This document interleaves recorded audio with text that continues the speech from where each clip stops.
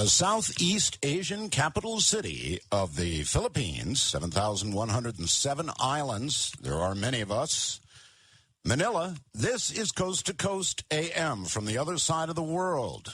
Good morning, good evening, good afternoon, whatever the time may be and whatever time zone you reside in. I'm Art Bell, filling in this night for George Norrie, who's taking a well-deserved night off. It is Friday night where you are and Saturday afternoon where I am, and I might add a sunny one. Listen, all the ABs are well, and everything is fine here. We live, obviously, in the middle of Typhoon Alley here, as you know, and we've got another one right now north of us, which and it's going to remain north and take off toward, I really don't care, Taiwan or Japan or somewhere else but here. We still have, from Ondoy, we still have people wading through waist-deep water in parts of the capital. And so it's been rough. You know, there's no question about it. It's been rough. And if you're so disposed, you might check with the American Red Cross and donate anything that's headed toward the Philippines, because they sure can use it. All right, briefly, let's look at the news. Bank failures. Bank failures. Boy, I'll tell you, the market's up, but banks, the cascade of banks failing this year surpassed now 100 on Friday. That's the most in nearly 2 decades in America. And the trouble in the banking system, from bad loans and the recession, goes even deeper than the number might suggest. Dozens, perhaps hundreds of other banks. This is top AP News. Top banks, and hundreds of them, remain open, but they're weak. Weak as kittens. Perhaps as many as already have been closed. Regulators are seizing banks slowly, selectively, partly to avoid inciting panic, and partly because buyers for bad banks are, well, hard to find. Who wants bad bank? Were the pilots distracted? Maybe catching up on a little sleep? Federal investigators struggled to figure out what in the world happened to the crew members of a Northwest Airlines jetliner at 37,000 feet, sped 150 miles past their Minneapolis destination. Apparently, they were in some sort of deep discussion, heated discussion, about airline policy. And they just zoomed by their place to land. Maybe they just got carried away. It can happen. It happens to me all the time, really. You know, I run right over all kinds of commercial breaks and that sort of thing when I get really fascinated with what I'm saying. Maybe that was it. You'd think there'd be a little ding, ding, ding when they were getting close, huh? The Obama. Hey, I checked my email yesterday, and, you know, are people going to give this president a chance or what? Now, I swear to you the following is true. In my email just yesterday, I found the following email headers. Now, obviously, I'm not going to read the entire emails because I'm sure many of you get these on a daily basis anyway, but this is from yesterday's email. These are email headers only. Obama not eligible to be POTUS. That's President of the United States. Not eligible, mind you. Obama to shoot down, Obama to shut down the internet. Obama to kill millions with flu shot. Obama to cede U.S. Constitution at Copenhagen. Obama to take all guns after declared on tax return. Obama poised to cede U.S. Constitution. Obama's gun-free America.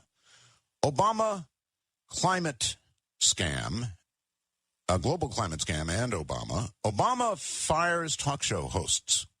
Obama tortures elderly. Obama to sacrifice America. And then finally, this one I really love, it sums it up. Kid asks Obama, why do people hate you? Why do people hate you? Okay. Were the elections upside down in Afghanistan? Yes. Holbrooke says yes, and there's going to be apparently a runoff election there. More Americans have been vaccinated against seasonal flu this fall than ever before by this time of year.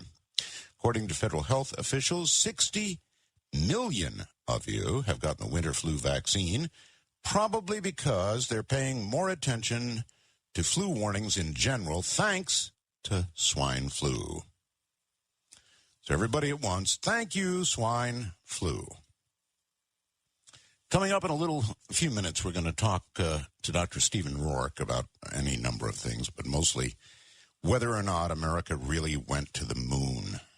But first, a couple of items. Scientists claim the giant atom-smashing Large Hadron Collider, the LHC, is being jinxed from the future in order to save the world. I would bet this one's been on Coast already, but it's a fascinating story. In a bizarre sci-fi theory, Danish physicist Dr. Holger Beck Nielsen and Dr. Masao Niyomiya from Japan claim that nature, mind you, is trying to prevent the LHC from finding the elusive Higgs boson called the God particle. The theoretical boson could explain the origins of mass in the universe.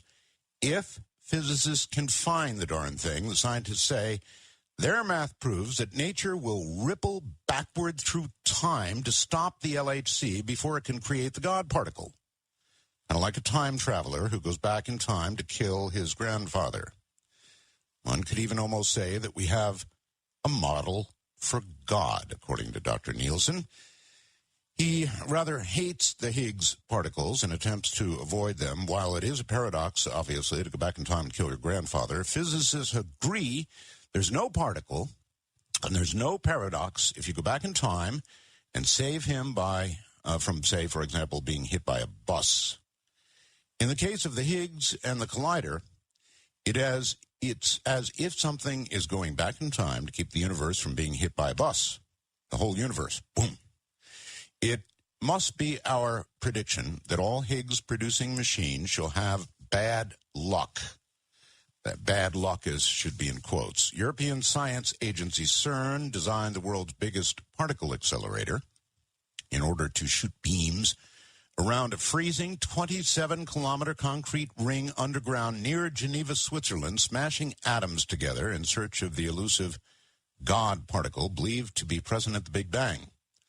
The multi-billion-dollar machine, built over almost 20 years,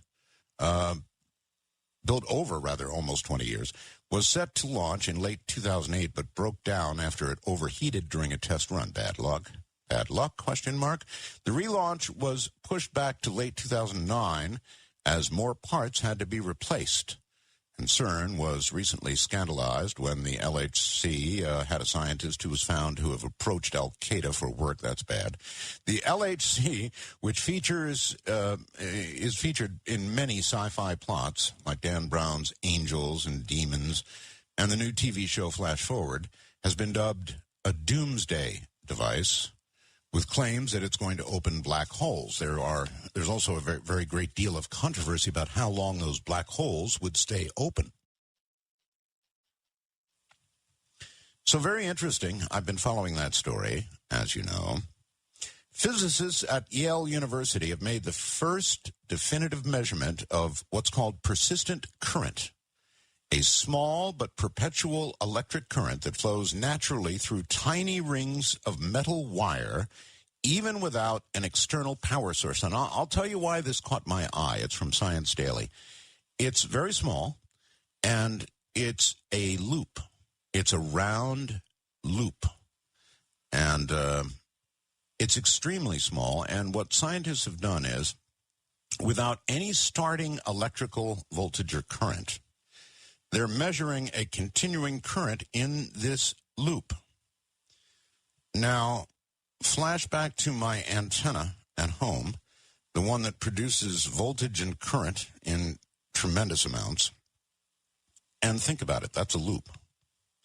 In fact, my loop at home is probably about a mile of wire, at least a mile of wire scattered over 13 towers. It's a double loop. And with one loop about 7 feet below the other, and it produces a tremendous amount of electricity and current. And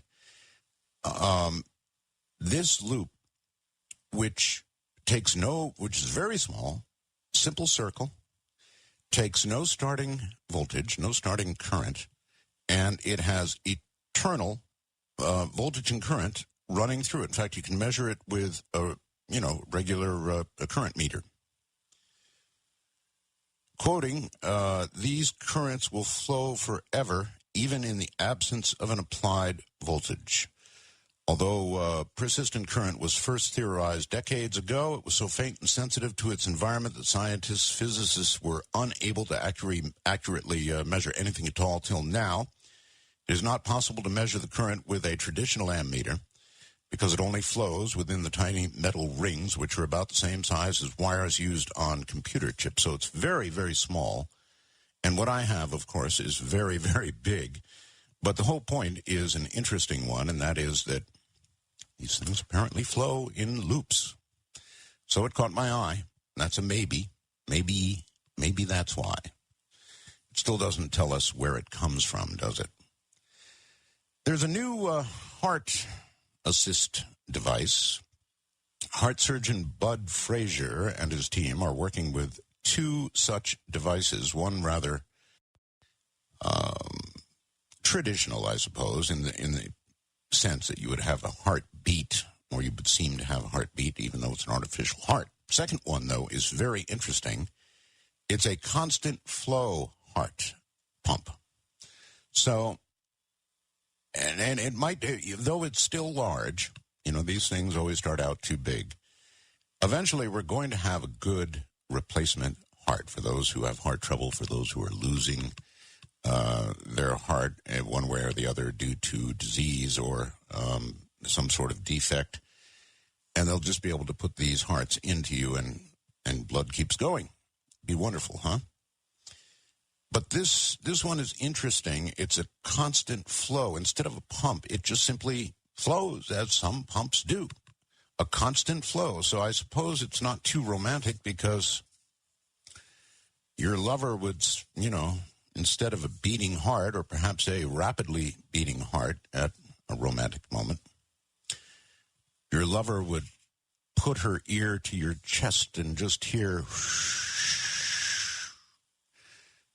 perhaps when excited, I don't know. But it's a constant flow heart. That's interesting. We'll see where it goes. According to experts at the American Space Agency, the concentration of cosmic radiation around us has increased considerably this year, reaching its highest level in more than 50 years of observations. Now, that is interesting because we have this really weird thing going on right now where we have no sunspots, virtually no sunspots. Occasionally 1 or 2 will appear and they quickly blink out. And that's bad news for amateur radio operators and a lot of other people because, well, without sunspots, we don't have the activity that excites the ionosphere and allows long-distance communication, so it's very disappointing. And also, downright weird, we're supposed to have sunspots. We're supposed to be well on our way toward a new solar maximum that was widely advertised to occur in 2012, along with, according to some people, the end of the world. So it's all quiet out there, except for this weird concentration of cosmic ray radiation all around us. All right, reminding you that I do have a webcam shot up. That is done in the last few days. That is of Miss Asia Bell. Those of you who have been following Asia since her birth, I think will be quite surprised. She really has grown to be quite the young woman, and she's now 2.something, 2.4 or so. This photograph was taken, we found shopping in an area called Greenbelt close by, where you can buy all kinds of interesting things here in the Philippines. And what you'll see in the photograph is a wood hobby horse, rocking horse, actually. And it's obviously all hand-done, has a real horse tail on it. You can't see that in the photograph. At any rate, she's standing next to her, very proudly next to her horse. And you'll see that she's really grown. She's now speaking, I think, parts of 3 languages. And so it's kind of amusing to listen because you'll hear, for me anyway, I will hear some words that are, absolutely clear that come out in English, other words that come out in any one of 2 other languages that she's being taught. So we read a recent article that indicated that when a child is a toddler, a couple of years old plus a little, it's quite reasonable and quite all right to teach her several languages. And scientists have found out that by the time the child reaches 3 or 4 years of age, they automatically themselves sort those languages out and have no problem with them at all. So while they used to think it was a bad idea to try to simultaneously teach several languages to a child, they now know that though it might be confusing in the early stages, by the time they're 3 or 4, everything in the brain sorts out and they can simply speak any number of languages. All right, what we're going to do now is take a break. When we come back, Dr. Stephen Rorke is going to be here, and we're certainly going to cover, did NASA really take America to the moon or not? And a little bit from the previous show, because, of course, I was on the air while this horrible flood hit the Philippines. In fact, I put up photographs, you may recall, of the flooding that occurred right below our own building. Didn't last long, but it was pretty severe and surprised us. And so, in a way, I think, not in a way, clearly, I was the first to bring the news to America of what was going on here in the Philippines because it was live. And then I'm sure you began hearing about it on the news a couple of days later. All right, with that in mind, Dr. Stephen Rorke up in a moment. Well, all right, Dr. Stephen Rorke has experience as a professor instructing Masters of Science courses at the university level, has undergraduate, graduate, and doctoral degrees, and uses disciplined inquiry and critical thinking to articulate his message that the role of science should be to investigate the unexplained, not explain the uninvestigated. In addition to having an interest in the paranormal, Dr. Rorke has always had an interest in the esoterica of parapolitics. The what lies beneath the overt politics and events like the moon landings. This interest led Dr. Rorke to collaborate with Ralph Renee, who tragically took his life in December of 2008. Dr. Rorke is the appointed representative of the research and publications of Ralph Renee, famous or infamous, if you prefer, author of NASA Mooned America. And so, Dr. Rorke, welcome back from our Typhoon Interruptus program of some couple of weeks ago. Good to be here, Art. Good to have you. All right, before we move on to the moon landings, just, I don't want to rehash the whole thing, but with regard to Spiritcom, the amazing Spiritcom tapes, I was going to come back with you last time and kind of finish up in the next hour, and that's what I'd like to do right now. It is your assessment, if I heard it all correctly, that the whole thing may have been hoaxed. Yeah. Now, it's not your absolute belief, but your kind of assessment, right? Well, yeah. Let's just say it's so assailable, or can be so easily deconstructed at the evidential level that the tapes themselves appear to be a hoax. Now, what I left hanging out there was the notion that there still remains some high strangeness around the strange story of Spiritcom, and that simply all cannot be explained away by one man hoaxing tapes. And that's why I thought it would be an interesting conversation to have, really, where we would explore the implications of further study that kind of came out of this conclusion about the hoax tapes. That could be everything from, what does this say about our modern day cult of techno mediumship? The folks with the boxes and all this, doing the similar kind of exploration in ITC, which is instrumental transcommunication, and a subset of ITC, which is EVP, or electronic voice phenomenon. All right, that all said, with regard to EVP, we're short on time to the bottom of the hour here. I do a number of shows with people who collect EVP and play them on the air, and a lot of it's very eerie. You're not saying that the whole EVP thing is tainted by whatever you may or may not believe about Spiritcom, right? No, and I'm glad you gave me that opportunity to clear it up, because that's most of the hate mail that came in was, in fact, people accusing me of throwing the EVP baby out with the Spiritcom bathwater, and nothing could be further from the truth. Right.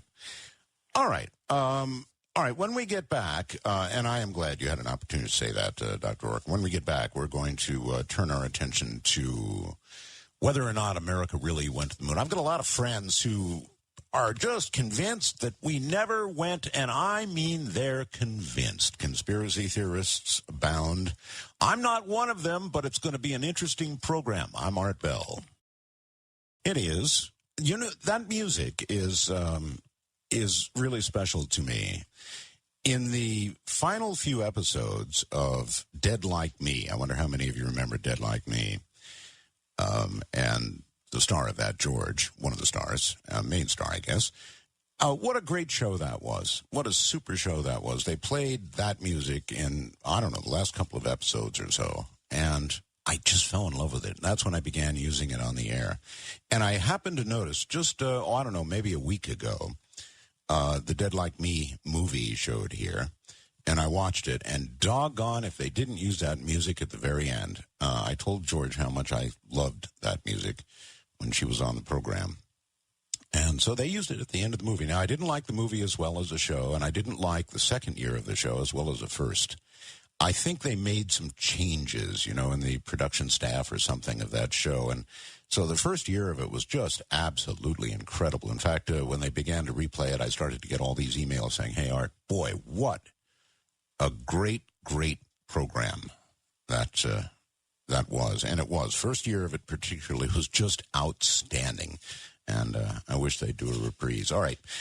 In a moment, we're going to talk about whether or not America really went to the moon. And as I mentioned going out of the break or into the break here, I have a lot of friends who are just really tied up, really invested in this topic, and will spend hours and hours talking about it. And so I'm never in a million years going to be able to bring up all of the various questions that need to be answered or controversies that need to be discussed about whether or not we did go to the moon. And there's new information, by the way.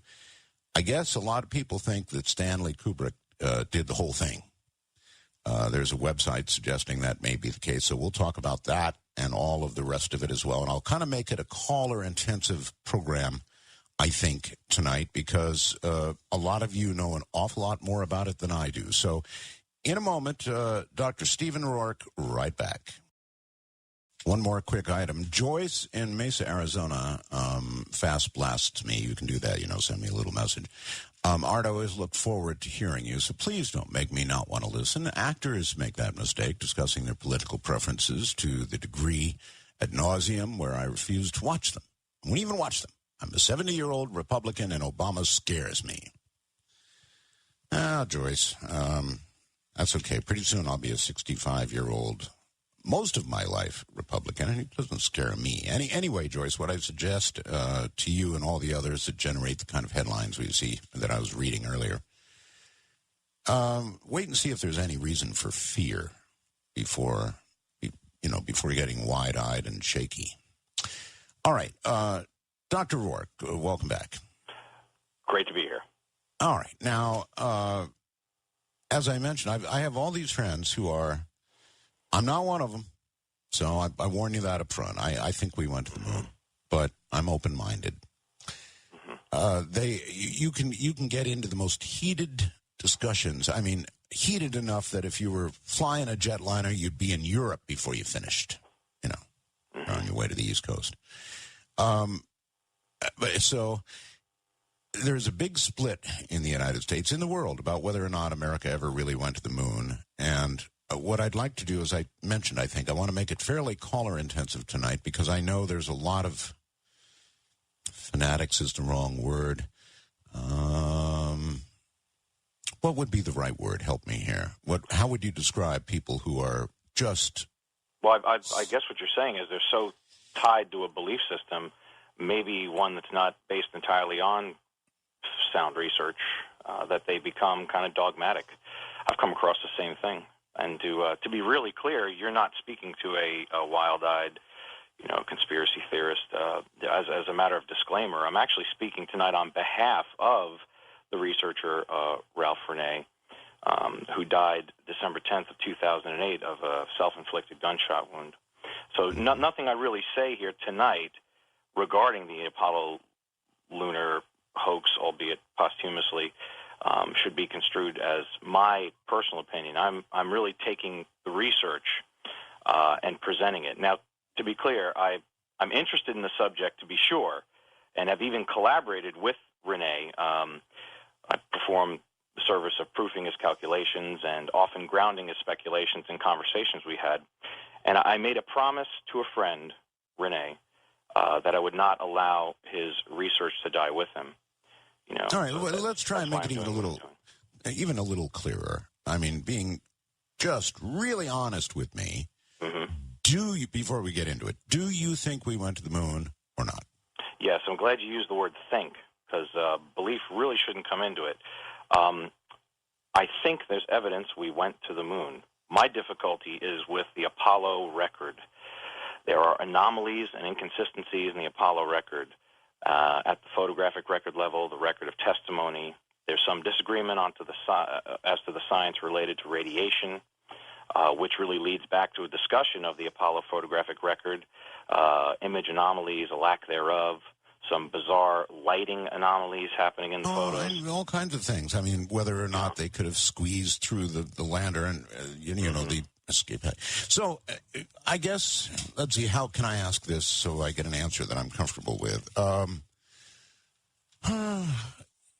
With respect to Spiritcom, you felt that the evidence added up to the probability of at least a partial hoax, right? Yes. Okay. With what you know about the moon landings, America's trip to the moon or not, does the evidence, all the evidence when you consider it together in your mind, add up to a possible hoax, a probable hoax, or how does it? I'm trying to pry this from you effectively. Oh yeah, no, I'm really not trying to parse it. I'll state it more plainly. The Apollo record, absolutely, there are aspects of the Apollo record which are hoaxed in my mind. Okay. The fact we landed is a separate question. Really, that is dependent upon a really sound discussion, a dispassionate analysis of these discrepancies and inconsistencies I talked about, and that's why I intentionally I'll divulge my my presentation methodology to you. I culled the audio, video, and print archives of Ralph Renee, who bequeathed them to me upon his death. I culled those specifically for things that were kind of radio, that lent themselves to radio presentation. There's lots of audio in the way of sound bites that support things I'll be saying. There's also a nice gallery of photos that's been put up by Tim Banal, the Coast to Coast webmaster, this evening, that folks can go see some picture examples. So we have audio of actual NASA moon landing audio. We have pictures, and we have no shortage of a discussion of those anomalies. And I think before we jump to a discussion really about did we go or not, it's predicated upon this very evidential record I'm discussing. All right. Can you help me out with how all of this got started? In other words, what are the origins of the whole moon hoax theory? Any idea how it got started? Well, I suppose there were doubters from the beginning, but the grandfather of the moon hoax conspiracy theory was a guy named Bill Casing. He was kind of an offbeat guy who worked for NASA. In fact, he worked with, I believe it was the hypergolic fuel at a NASA facility, and his calculations of, fuel to mass to distance ratio led him to believe we couldn't have gone based upon the technology presented. Now, he was willing to entertain the notion that all of this was done as a matter of, theater, maybe faking the moon landings in a movie studio to convince the world that the U.S. had beaten the Soviets to the moon, kind of putting a noble angle on a reason behind faking moon landing evidence. But in the end, he did conclude that there was no way man could have gone to the moon. So if Bill Kaysing is the grandfather of the moon hoax conspiracy theory, Ralph Renee would be the father, or his prodigal son, at least. Ralph Renee took the research of Bill Kaysing a step further, really. Kaysing put together manuscripts which were almost hodgepodge, mostly photostatic, Xerox, reprinted, whereas Renee took it to the next step with solid calculations, tons of references to the available literature, and referring to primary source NASA photos in which the anomalies are present.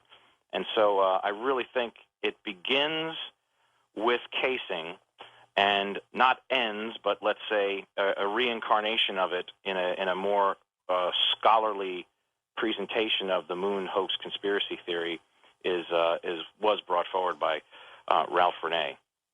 Okay. In his book, NASA Mooned America. It's a very unfortunate title, but that was kind of Renee's sense of humor. So, how long has this stuff been on the net that I'm reading right now about Stanley Kubrick? You know, the headline is Stanley Kubrick just about lost his marriage and everything else over the whole hoax business. Yeah, you know, I don't know what to make of that. There was a film which appears to be some sort of a mockumentary. You know, almost like an Alternative 3 kind of thing, but dealing with the moon landing rather than, a moon space program relocating scientists to create a colony and all this. So I honestly don't know what to make of it. There's no way to verify this film. There's many people in this film. I have seen it. There's people speaking in languages I don't speak, so I have to trust the translations.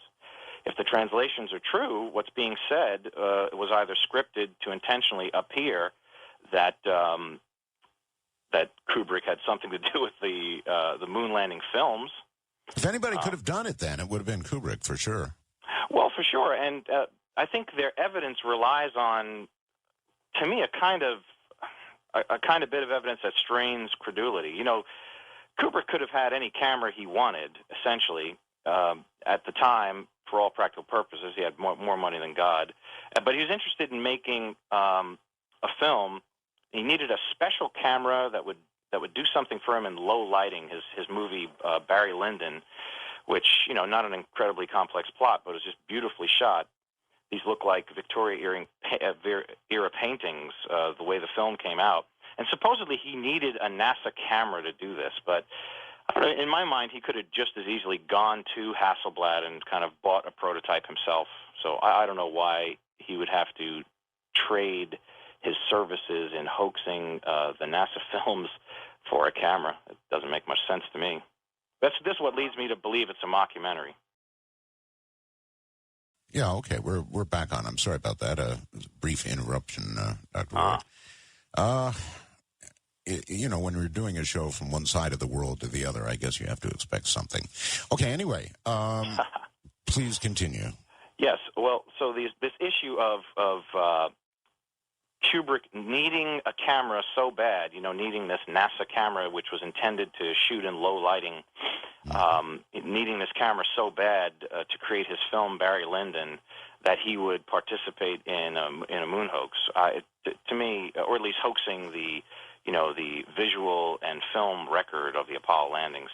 To me, it kind of strains credulity because he could have just as well gone and gotten a camera from Hasselblad that would have performed exactly as he wanted, which is what I believe he did for the film Barry Lyndon. He wasn't running around with a chest-mounted Hasselblad, you know. So. All right, and here's something that's always bothered me, and maybe you can answer it. If the United States had faked the whole thing, if it had been done in a studio, I mean, after all, we were in a race with the Russians. That's right. It always seemed to me that, the Russians have a lot of very able scientists. They would have certainly caught on to it And the Russians, more than anybody else, would have screamed bloody fraud, bloody murder, if they had even a clue that we really didn't go to the moon. Well, again, I'm presenting Renee's thesis, so let me explain how his theses would have mitigated what you just stated. Sure.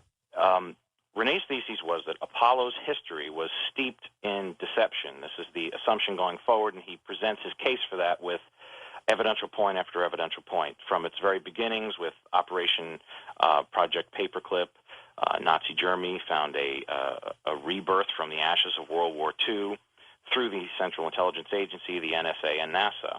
And Renee came to understand that the space race at the top, this was his model, was orchestrated as a false dichotomy along with the arms race to concentrate wealth in a few hands and control the masses with a combination of fear and false idealism. So, keeping that in mind, there's a second explanation in our conversations. He often stated, he said, Steve, if that were not true, there's still the issue of if the Russians faked it too, there would essentially be a balance of powers at the level of releasing such information. There's some evidence. In other words, there would have had to have been an agreement between the Russians and the Americans to do this, but I can't see, or not. Again, the secondary theory, because there are multiple models to explain these things. Again, the second model would be that we knew that they were faking their space walks, and if they thought we were faking our landings, we would expose each other simultaneously, which would be advantageous for neither side. So it's more of a stalemate in the PR war with their own people, it would have been. Again, this is another model. Okay. That model, though, should have collapsed along with the Berlin Wall. In other words, I'm saying that when communism fell, somewhere in all the records retrieved after that happened, and there were many, even in ufology in a lot of areas, that we were able to suddenly read, all of that would have, seems to me, it would have come to light. Maybe not. Maybe there are some secrets so secret that no matter what, it's not. If you look at the history of our own country, there are some secrets, let's say, related to MK Ultra, previously mentioned. The CIA's mind control program. We know that the bulk of those records were shredded, so we're left with small bits and scraps, and this may very well be the case. And something tells me that's how other countries operate too. They have a big shredding party. Yeah, I'm sure that's fair. Okay. Now, another big one, and that is, hasn't the whole issue been settled by the moon hoax theory debunkers? In other words, we've sent up satellites that have done a lot of high-definition meandering about the moon since that time, and have there not been photographs showing, I don't know, the American flag or the footsteps or pieces and parts that were left from the moon landing? Do we or do we not have that evidence? Well, yes, there have been, in fact, lunar reconnaissance orbiter photos taken photographing the Apollo sites. If we look to NASA launching the LRO to take pictures with a resolution of 0.5 meters per pixel, this LRO took photos of the landing sites, but the artifacts imaged are only a few pixels in size, and here's where the difficulty comes in. They are indistinguishable from boulders. Now, of course, people often look for confirmation, not information. So as you stated, when people who absolutely believe we did not go, they'll look at this and they'll see smudges and blurs and say that's not the landing sites. For people who absolutely believe we did go, they'll say, look, it's the landing site. But if we look directly at the evidence... Interestingly, though, Doctor, when we see some stuff on Mars, for example, we say, my God, there's Mickey Mouse. Look, or there's a human hand or a skull. And people see that, but they're... So I don't know. You're right. But if I could continue on this path, because it's quite interesting to consider that when, quite ironically, the LRO photos, new discrepancies that I'm discussing, where it appears these are only a few pixels in size, it was promoted that the space probes Selene and Clementine photographed a soil disturbance supposedly caused by Apollo 15's engine plumes spreading out across the descent path. Now, okay, hold on. I'm sorry to interrupt, but we're at the top of the hour. Believe me, we'll have plenty of time to get into this. We'll pick up on the LRO photos when we get back. You know, usually NASA says, oh, that human hand, that skull, that's just a bunch of bunk. That's what you're seeing, until it comes the other way around. Other side of the world. Well, it's true. You know, it really is true that I guess it depends on which side of the argument you're on. If Richard Hogland says, look at these Mars photographs. I see a Martian condominium. I see windows. I see child's playgrounds and pools. And NASA says, no, what you see is pixelated nonsense, right? But if NASA gets a photograph and it's pixelated, and they say these particular pixels indicate that we went to the moon because here are the artifacts, then the other side will say pixelated nonsense. Dr. Stephen Rorke, back in a moment. Once again, Dr. Stephen Rorke, and we were talking about the LRO photos, Doctor. yeah, actually, your summary was spot on. So I think little more needs to be said, except that the LRO photos show the disturbance really to be a cluster of bright impact craters, and so it is arguable both ways. Now, you could well imagine that the folks who say we never went, as you stated, that there's no significant disturbance seen surrounding what is assumed to be the lunar module, and that's problematic really for the folks who say we did go to the moon. The next logical question, as I think through the arguments, trying to be intellectually honest at every turn, is really, well, what about a ground-based telescope capable of seeing the Apollo artifacts, right, and just proving that the moon hoax advocates are wrong? Well, as of 2003, well, first I need to say Jarrah White is a documentary filmmaker, was also associated with Ralph Renee, and he interviewed Joss Hawthorne in 2006, and Hawthorne is the head of instrument science at the Anglo-Australian Observatory. And he explained that the Gemini Observatory for some time had a ground-based telescope capable of seeing the artifacts, and that all they needed as of 2003 were adaptive optics, a small-budget item, to overcome the distortion caused by the atmosphere. These adaptive optics have long since been installed on the telescope, and yet the folks at Gemini Observatory have yet to find and popularize evidence of the lunar module or other Apollo artifacts. Hey, how about that telescope we have circling the Earth outside the atmosphere? There have been many who have asked, well, why can't we use that? Yeah, Hubble. Well, so far as I know, it's got something to do with what Hubble is spec'd for. In my mind, I haven't found very good reason why they wouldn't just close the case with what you've suggested, using the Hubble to do some high-res images, show everyone that the artifacts of the Apollo landings are there. And in fact, interesting, Art, people have put their kind of theory on the line and have said, Bill Casing, that we mentioned earlier, among them, and have said, if you just show us solid evidence the artifacts are there, undeniable proof, they say, we'll shut up and go away. And yet it's kind of hung out there. So this comes back to really this issue of telescopes that may be able to see things, reconnaissance orbiters that should have seen things.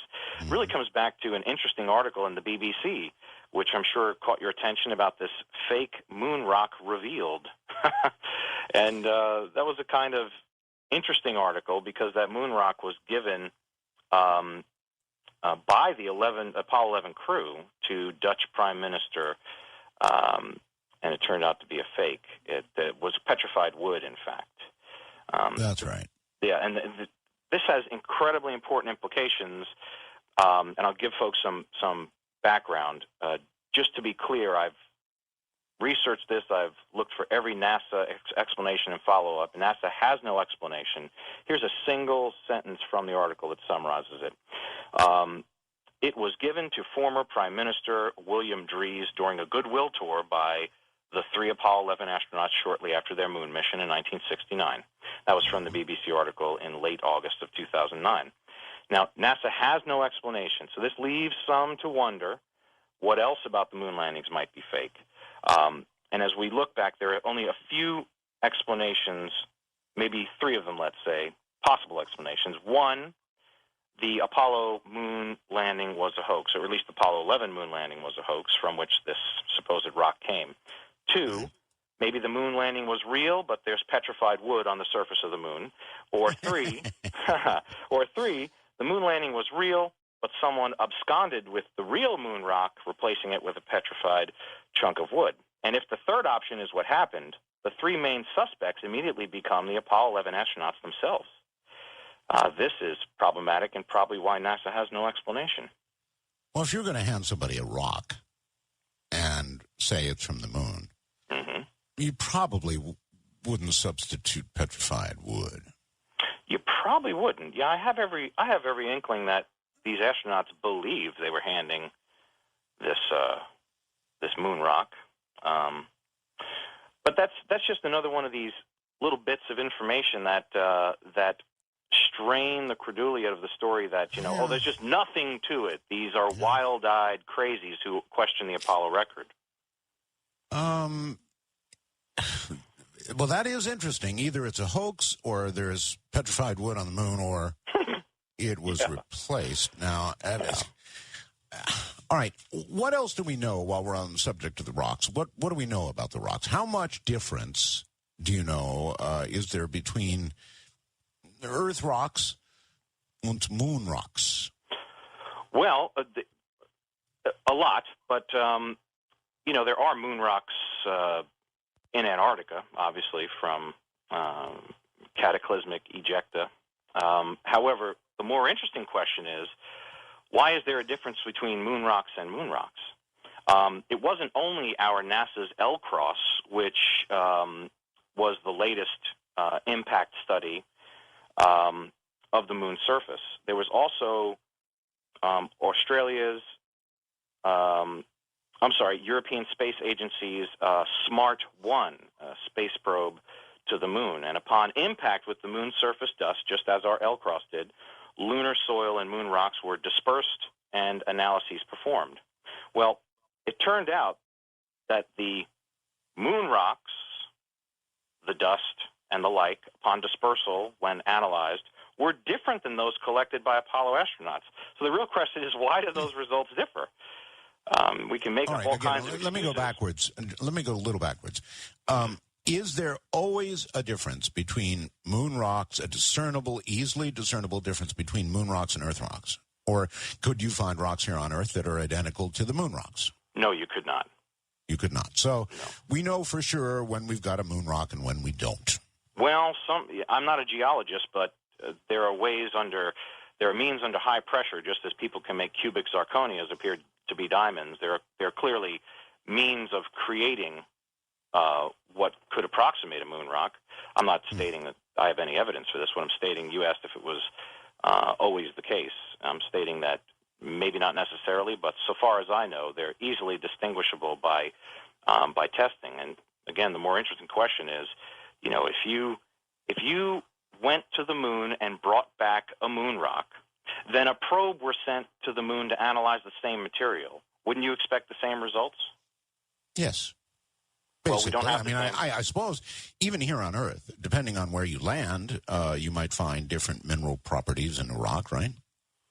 Mm-hmm. Yes, that's true. However, if you notice, the L-Cross and the SMART 1 were very near landing sites, so that's pretty interesting. I know they were in craters quite intentionally, but the differences are non-negligible, and this is what leads folks to say, an inconsistency in the Apollo record, the jury's out, but clearly it requires an explanation. And speaking of explanations, Art, really, I completely am aware of the majority view of the moon hoax as ridiculous. I know that. People saying that the idea that the Apollo project was faked is just ridiculous, and common sense dictates that this is a canard, by the way, constantly thrown out by folks who want to dispassionately question the evidence. They say, oh, it's just ridiculous. Common sense proves we went, or moon rocks proves we went. Well, the moon rocks thing's in question, and let's talk about this common sense. The establishment view, while not held by everyone but held by most, misses the point entirely and is really not a reason for ignoring disturbing findings or questions that people have about the authenticity of the Apollo record. From NASA, the People's Space Agency, the quantity of suspect pictures and questions about the Apollo record, really, it's not the real issue. It's what the images convey. It's what the questions say to us about the honesty of our space program. But sticking to the pictures for the moment, the pictures have been presented to the entire world, let's say, as authentic and actual photographs of the most significant event, mankind's first steps onto a world other than his own. So my position is that to ignore or dismiss the questions raised by the discovery of even one suspicious photograph or purporting to be part of the official NASA record is really to sidestep the issue. Dr. Mitchell, Edgar Mitchell? Yes. Mm-hmm. I've interviewed Dr. Mitchell. He walked on the moon. I've interviewed Dr. Mitchell many times. We became friends. And I know this is just going to feed the whole thing, but I'll say it anyway. During one of the, more intimate interviews I did with Dr. Mitchell, I asked him, I'd like you to tell me what it felt like to walk on the moon. I'd like you to tell me your feelings as you walked on the moon and, your best emotional memories. I mean, it must have been something that in all your life you're never going to forget, obviously. It's just going to impact your life as probably not much else ever would. Mm-hmm. And there was a long pause. I wish I had the audio to play for you. There was a long pause, and he said, Art, this is going to sound strange, but I don't remember much of it. I don't remember much of how I felt. Now, that just blew me away. I was expecting this long explanation of, the emotional freight train that went by as he walked where other humans, very few humans have ever walked. And I didn't get that. And it always, to this day, it stuck with me as, what? What? You don't remember what you felt when you walked on the moon? What? So, there you go. That's kind of a strange one, huh?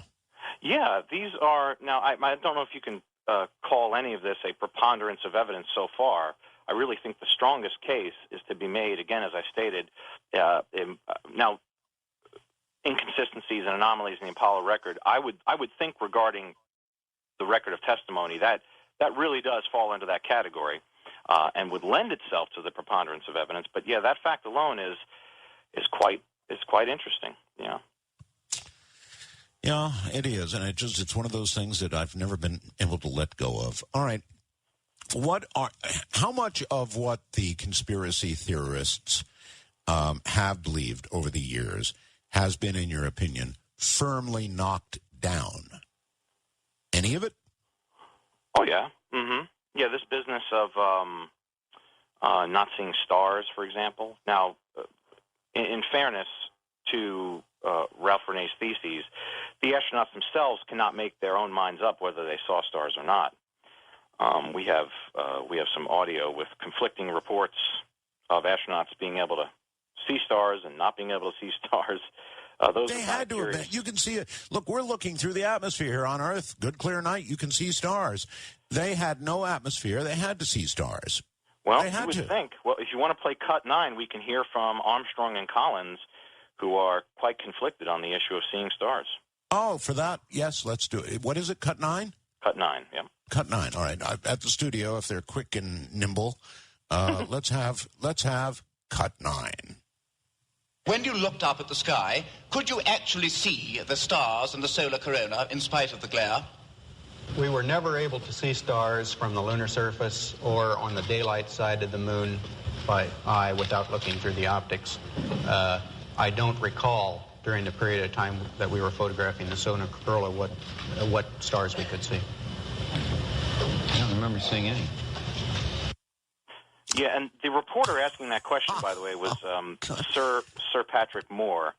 And kind of compounding this recollection is the fact that Michael Collins, astronaut Michael Collins, in his book called Carrying the Fire, notes that, quote, the stars are bright and they are steady, referring to the moon in daylight, by the way. He also said, this is 150 pages later, he wrote, what I see is disappointing, for only the brightest stars are visible, and it is difficult to recognize them when they are not accompanied by the dimmer stars. So they deny seeing stars, but then write about seeing stars. It's kind of confusing. Then compounding this, Renee thought this was interesting, that professional astronomers assured us that once we got above the Earth's atmosphere, the view would be incredible. We would leave behind the moving thermal layers of air, which causes those pinpoints of light called stars to twinkle. And we would also leave behind the reduction of intensity due to pollen, dust, humidity, and the thick layer of air itself. And so quite in contrast, we've got Renee Collins saying, we don't see them, but then we write about seeing them. I'm sorry, who was answering that in what we just heard? That was Armstrong and Collins. Armstrong first, Collins second. My God. And the question was asked by Sir Patrick Moore in a press conference. I don't remember seeing stars. That's unbelievable. It really is. And the source for that, by the way, in case people think I'm finding this here, there, or everywhere, the source for that was the Apollo 11 post-flight press conference from Renee's files labeled August of 1969. This is an indication, by the way, when Renee said in his book, NASA Moon America, when he said, they said this and here's the source, he would have the book, he would have the video of the press conference. This was not a man dealing in hearsay, to be fair to his theses, no matter what people may think about its validity. No, listen, that's very fair. How could they not see stars? I always thought the stars were not in the photographs because obviously the cameras, anybody who's been outside trying to take pictures of stars knows full well that unless you really do a time exposure, you open the aperture and everything, you're not going to get them. You just don't get them. Any light at all will overwhelm the camera, and you're not going to get something as faint as a star. But to hear an astronaut say... Yeah, didn't perceive them at all. And this, by the way, is not only in contrast to what professional astronomers would have assured us, but Michael Melville, from a documentary called Space Tourists. I'll remind folks, the Apollo 1 crew claimed they couldn't see stars on the daylight side of the moon. And yet in 2004, when one of the first space tourists, Michael Melville, became the first commercial astronaut aboard Spaceship One, he had no problem seeing the stars on the daylight side of the Earth, which, by the way, would have albedo and brightness greater than that of the surface of the moon.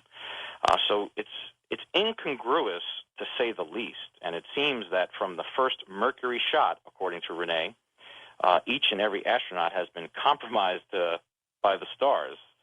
These very same stars are clearly visible by test pilots who flew high-altitude rocket planes in the 1950s. So a very incongruous record. And this to say nothing of some of the earliest NASA photo fakery, also in NASA Moon America by Renee, and presented on Coast to Coast AM in the photos gallery. We have a zero-G and a spacewalk flight compared side by side. It's clearly the same photo which has been retouched, and yet NASA calls them two separate photo numbers and two separate activities. Yeah, I know about that controversy, but to hear Armstrong say what he just said is... We're at a break, Dr. Rorke, and my mouth's hanging open over that one. It's the mouth of Art Bell.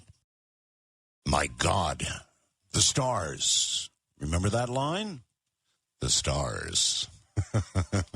My guest is Dr. Stephen Rorke, and we are talking about whether or not America ever went to the moon. It's a fascinating discussion. What I'm going to do is I'm going to occupy Dr. Rorke for this break, this 30 minutes, with some of the audio I know he's got and some additional discussion. At the top of the hour, we're going to open the lines and let all of you hit all the fine points that I know you have.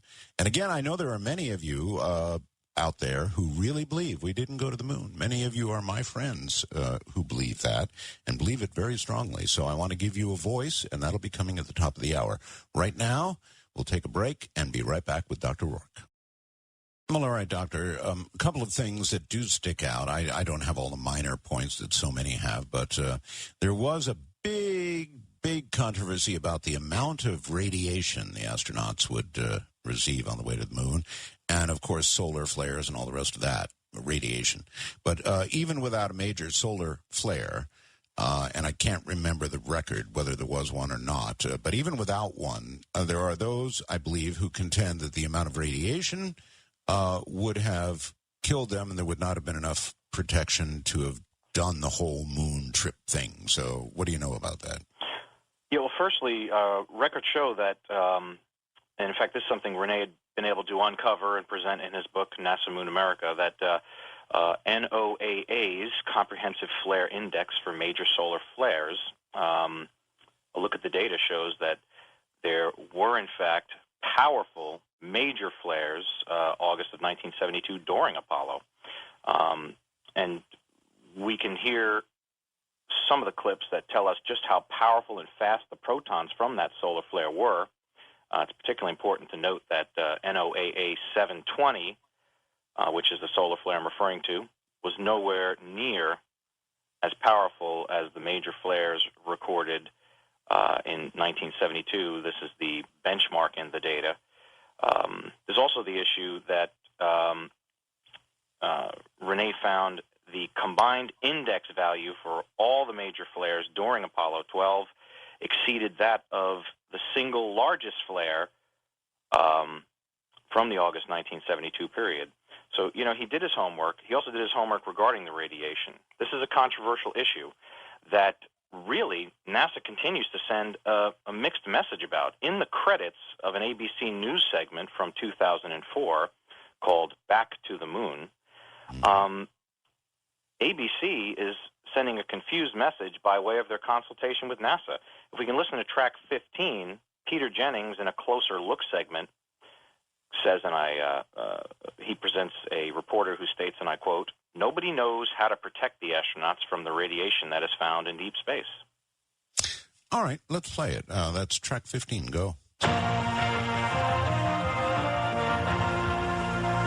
We are going to take a closer look tonight at President Bush's plans for a new American adventure in space. Some of these things are not yet technologically possible. Nuclear rockets might take years of research yet, and nobody knows how to protect astronauts from the radiation that is found in deep space. Nobody knows how to protect astronauts from the radiation that is found in deep space. Yes, I just repeated that there for effect, obviously. So we also have Dr. Tony Phillips at NASA, who presents audio articles, and he contends that the spacesuit would have offered little resistance to this issue of radiation and flares. This, again, is from a NASA advocate in his NASA audio article, in which we are told about the major solar flare of NOAA 720 that I referred to earlier as the benchmark flare. So there's plenty to be said about discrepancies in this business of radioactivity traveling through the Van Allen radiation belts, to say nothing of how this radioactivity would have affected the film, which is another question. And again, this is not to make a final judgment, in my mind, about did we land on the moon. That's kind of hyperbole. I think a decision like did we land on the moon ought to be predicated upon a dispassionate analysis of the evidence. And it's important that discrepancies be looked at.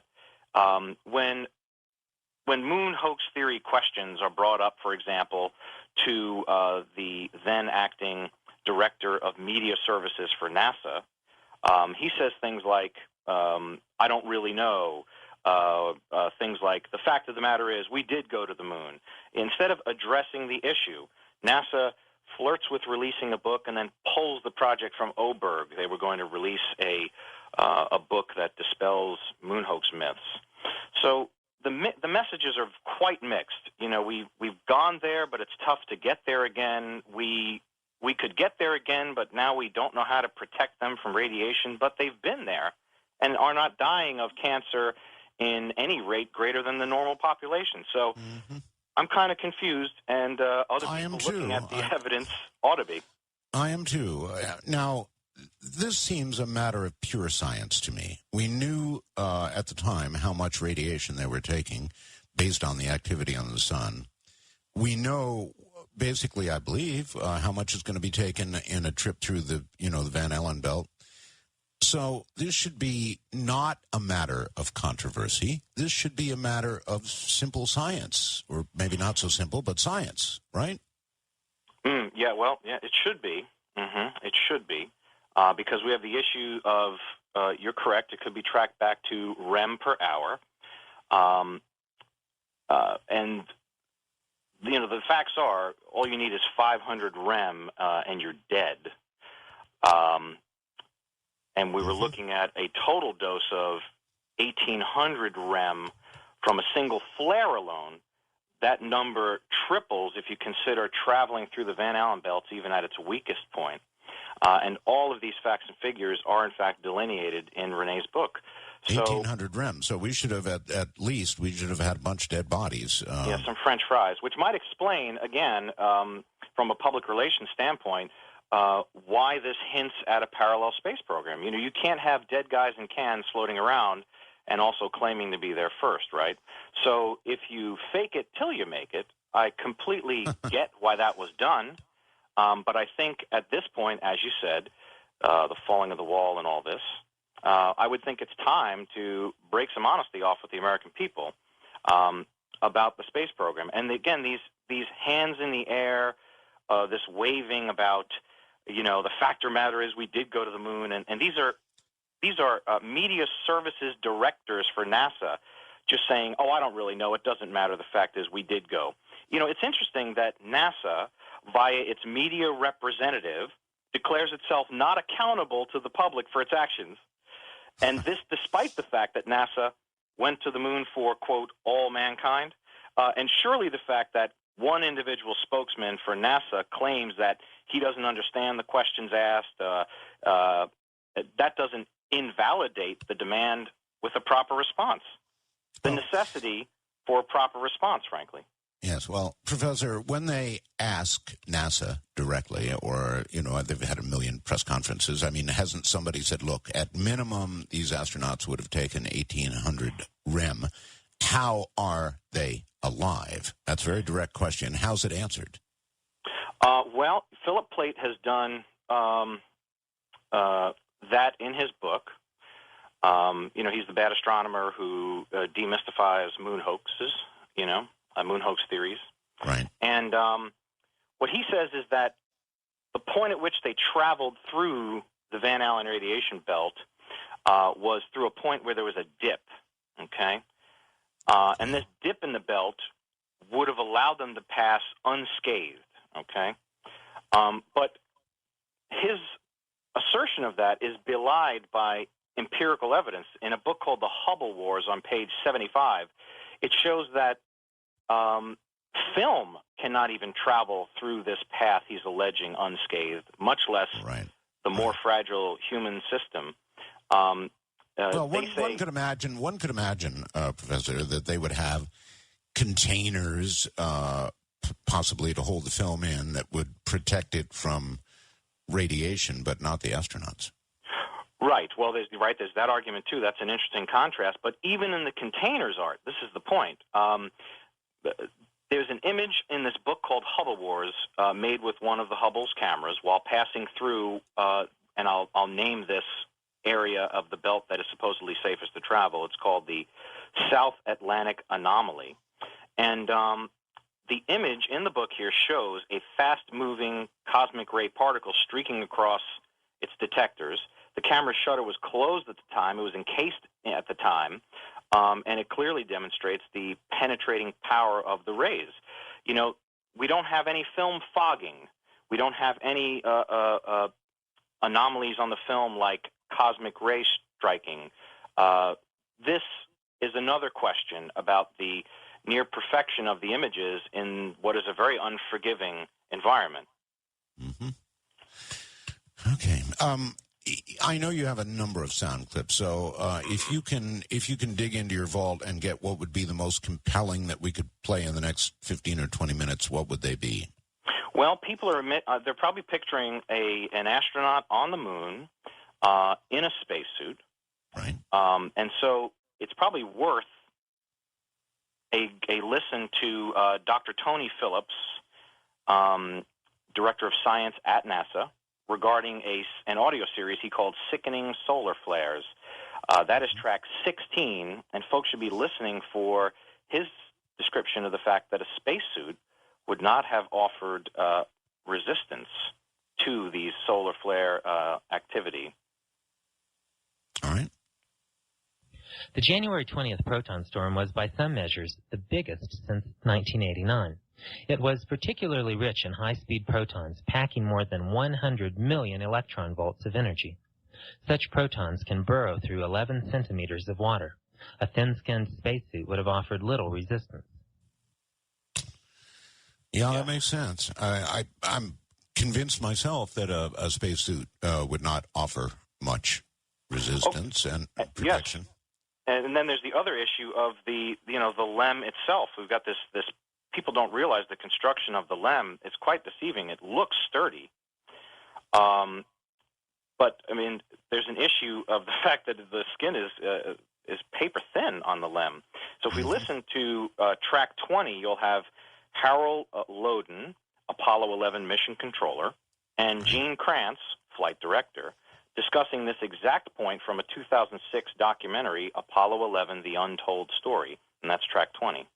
Go. The skin on the crew cabin was very thin, and that was all done because of weight savings. Weight was a very critical item that always had to be considered in anything that you did.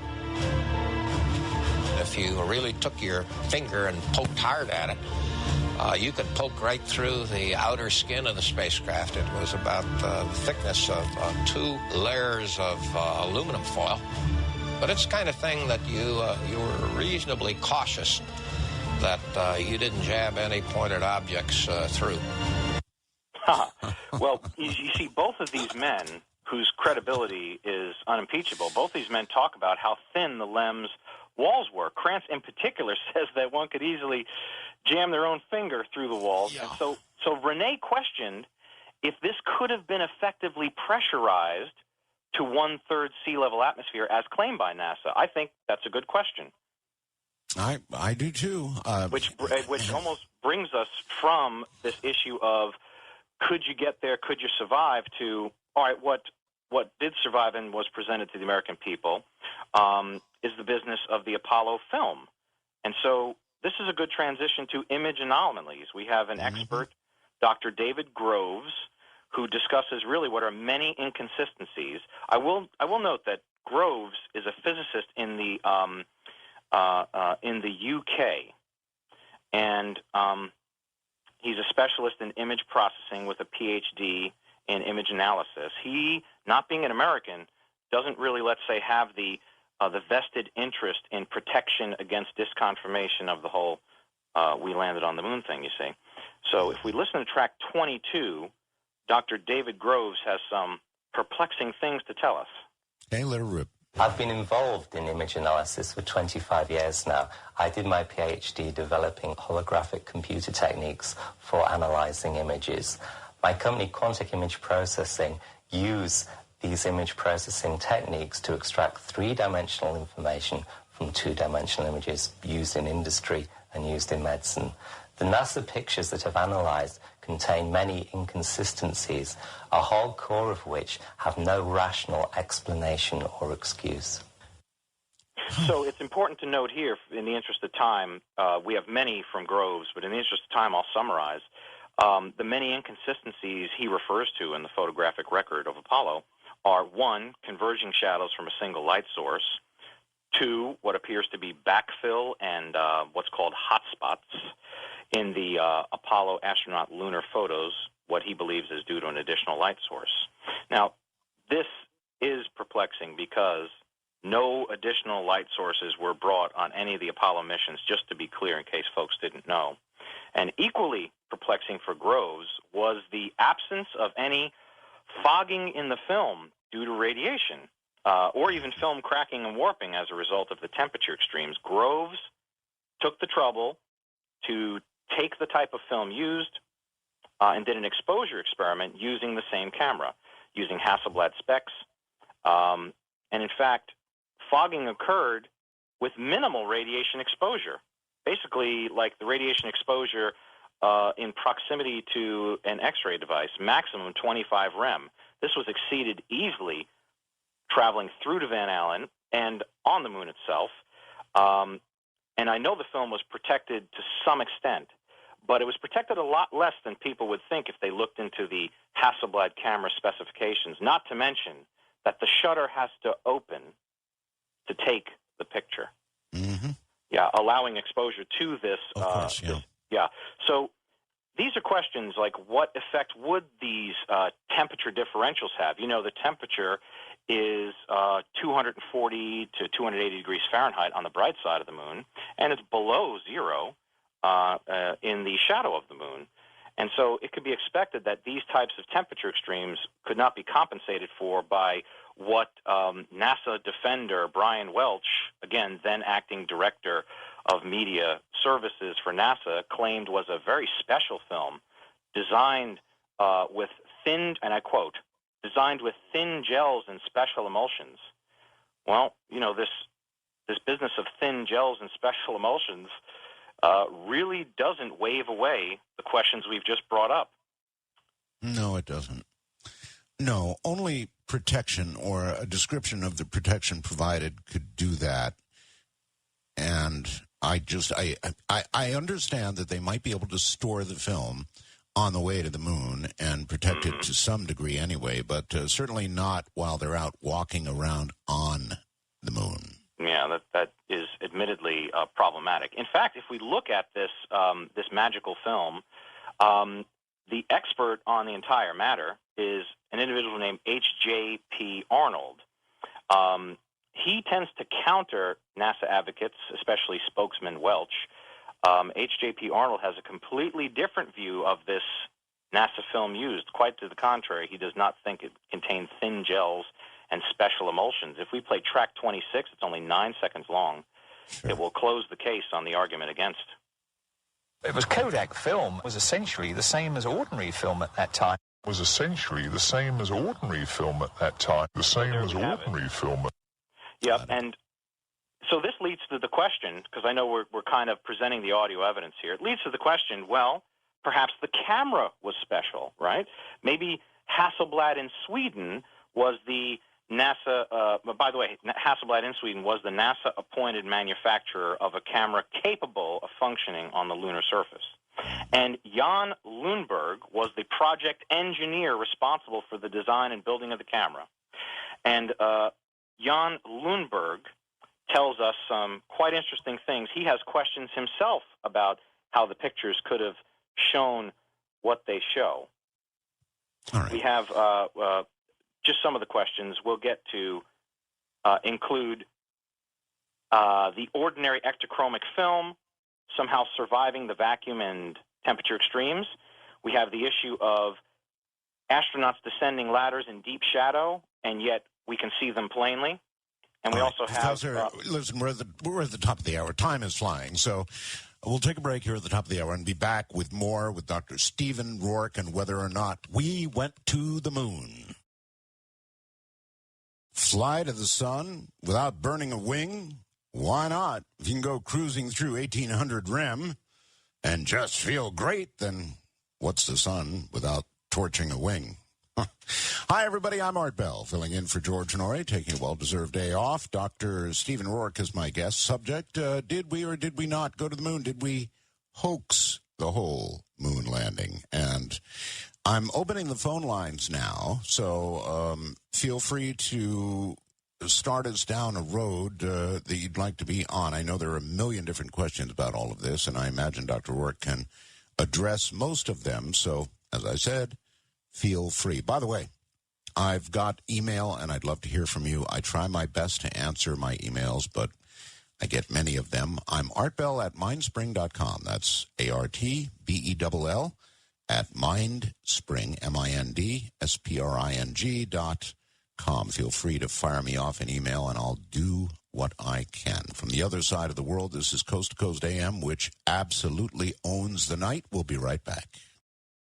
All right, Dr. Rorke, I know that we're about to go to the phones, but before we do, if there's any other sound clip that you feel is very compelling and you want to get on prior to going to the phones, now would be the time. Well, if we could perhaps punctuate our conversation with callers with some of the audio evidence if it lends itself. Sure. Because I do warn the folks that they'll ask me a question. I give very complete answers. All right. Well, in the interest of time, we'll do what we can. All right. Let's begin then. Let's go to Ted in Wisconsin. Ted, you're on the air with Dr. Stephen Rorke and Art Bell. Howdy. Hi. I'm wondering, with the long history of people who have been trying to get into areas that the alphabet agencies didn't want them to get into, we've got a word now where they say someone was suicided. I'm wondering just what were the details of his friend in regard to this. Okay, I'm actually looking at the Scott County Health Department certificate of death, and I happened to be speaking to Renee in the days leading up to his death, and he was in a great amount of pain. He was a kind of stubborn guy who refused medication, believed it would cloud his thinking. He didn't want pain meds. I believe he left this place on his own terms. He was a colorful, stubborn, single-minded man. There's every evidence that he took his own life through what the coroner's calling an intraoral gunshot wound using a 20-gauge shotgun. Okay. Well, I just know that there's plenty of other cases where the original findings were later brought into dispute when someone was getting to areas like this, like the scientist David Kelly in England, for instance. Mm-hmm. No, I agree. It's just there were discussions of the kind of pain he was in, and I'm not saying I completely exclude any hankiness, but he was in incredible pain, and he was this discussion had come up, and he took his life the way he would have. What was he dying? What was he dying of, Professor? He had a variety of ailments. He was considered disabled. Every step resulted in great pain. And the specific ailment relating to the pain leading up to his death, he was in pain for about 38 years of his life leading up to his death, but it was the pain was flared incredibly by the fact that he was in a van accident. And so it just compounded all of his problems. And again, he was in terrible pain. There's every evidence he took his life because of that. Did he leave any note? He actually sent postcards to everyone in his will days before, essentially, saying when he took his life. So that, too, is kind of evidential that this was, in fact, a suicide. And about the will, this is an interesting fact people might want to know. They're probably wondering, like, with all of the moon hoax advocates out there, why would Renee pick Rorke? Like, I was a thorn in his side a lot of the times. I would question his math, make him reissue copies of his book. I would check his sources and citations. And I think in the end that says a lot about Renee, that he would rather have someone bequeath the responsibility of presenting his research in a way that really does cite the compelling evidence, ask people to think without just being dogmatic about it. I think that says a lot about the man. It does. All right. Very good. I promise phones. Let's keep going. Jay all the way in Miami, Florida. Jay, welcome to Coast AM. Oh, thank you, Art. I'm a longtime listener and a great fan of yours, so thank you for coming back on the radio. It's a great pleasure to have you. You're very welcome. And Doctor, thank you for coming on. This is a great subject, of course, the idea of the moon landings and the hoax. And I think that if you get into the photographic evidence, it's just overpowering that there's just so many things that don't make sense there at all. Yeah, in fact, this is an appropriate time to direct people to the photograph gallery on Coast to Coast AM as some of the photos that will go along with our discussion. You know, you're right. We do need to get into the photographic anomalies. It's really the centerpiece of anyone's line of questioning about the authenticity of the Apollo record.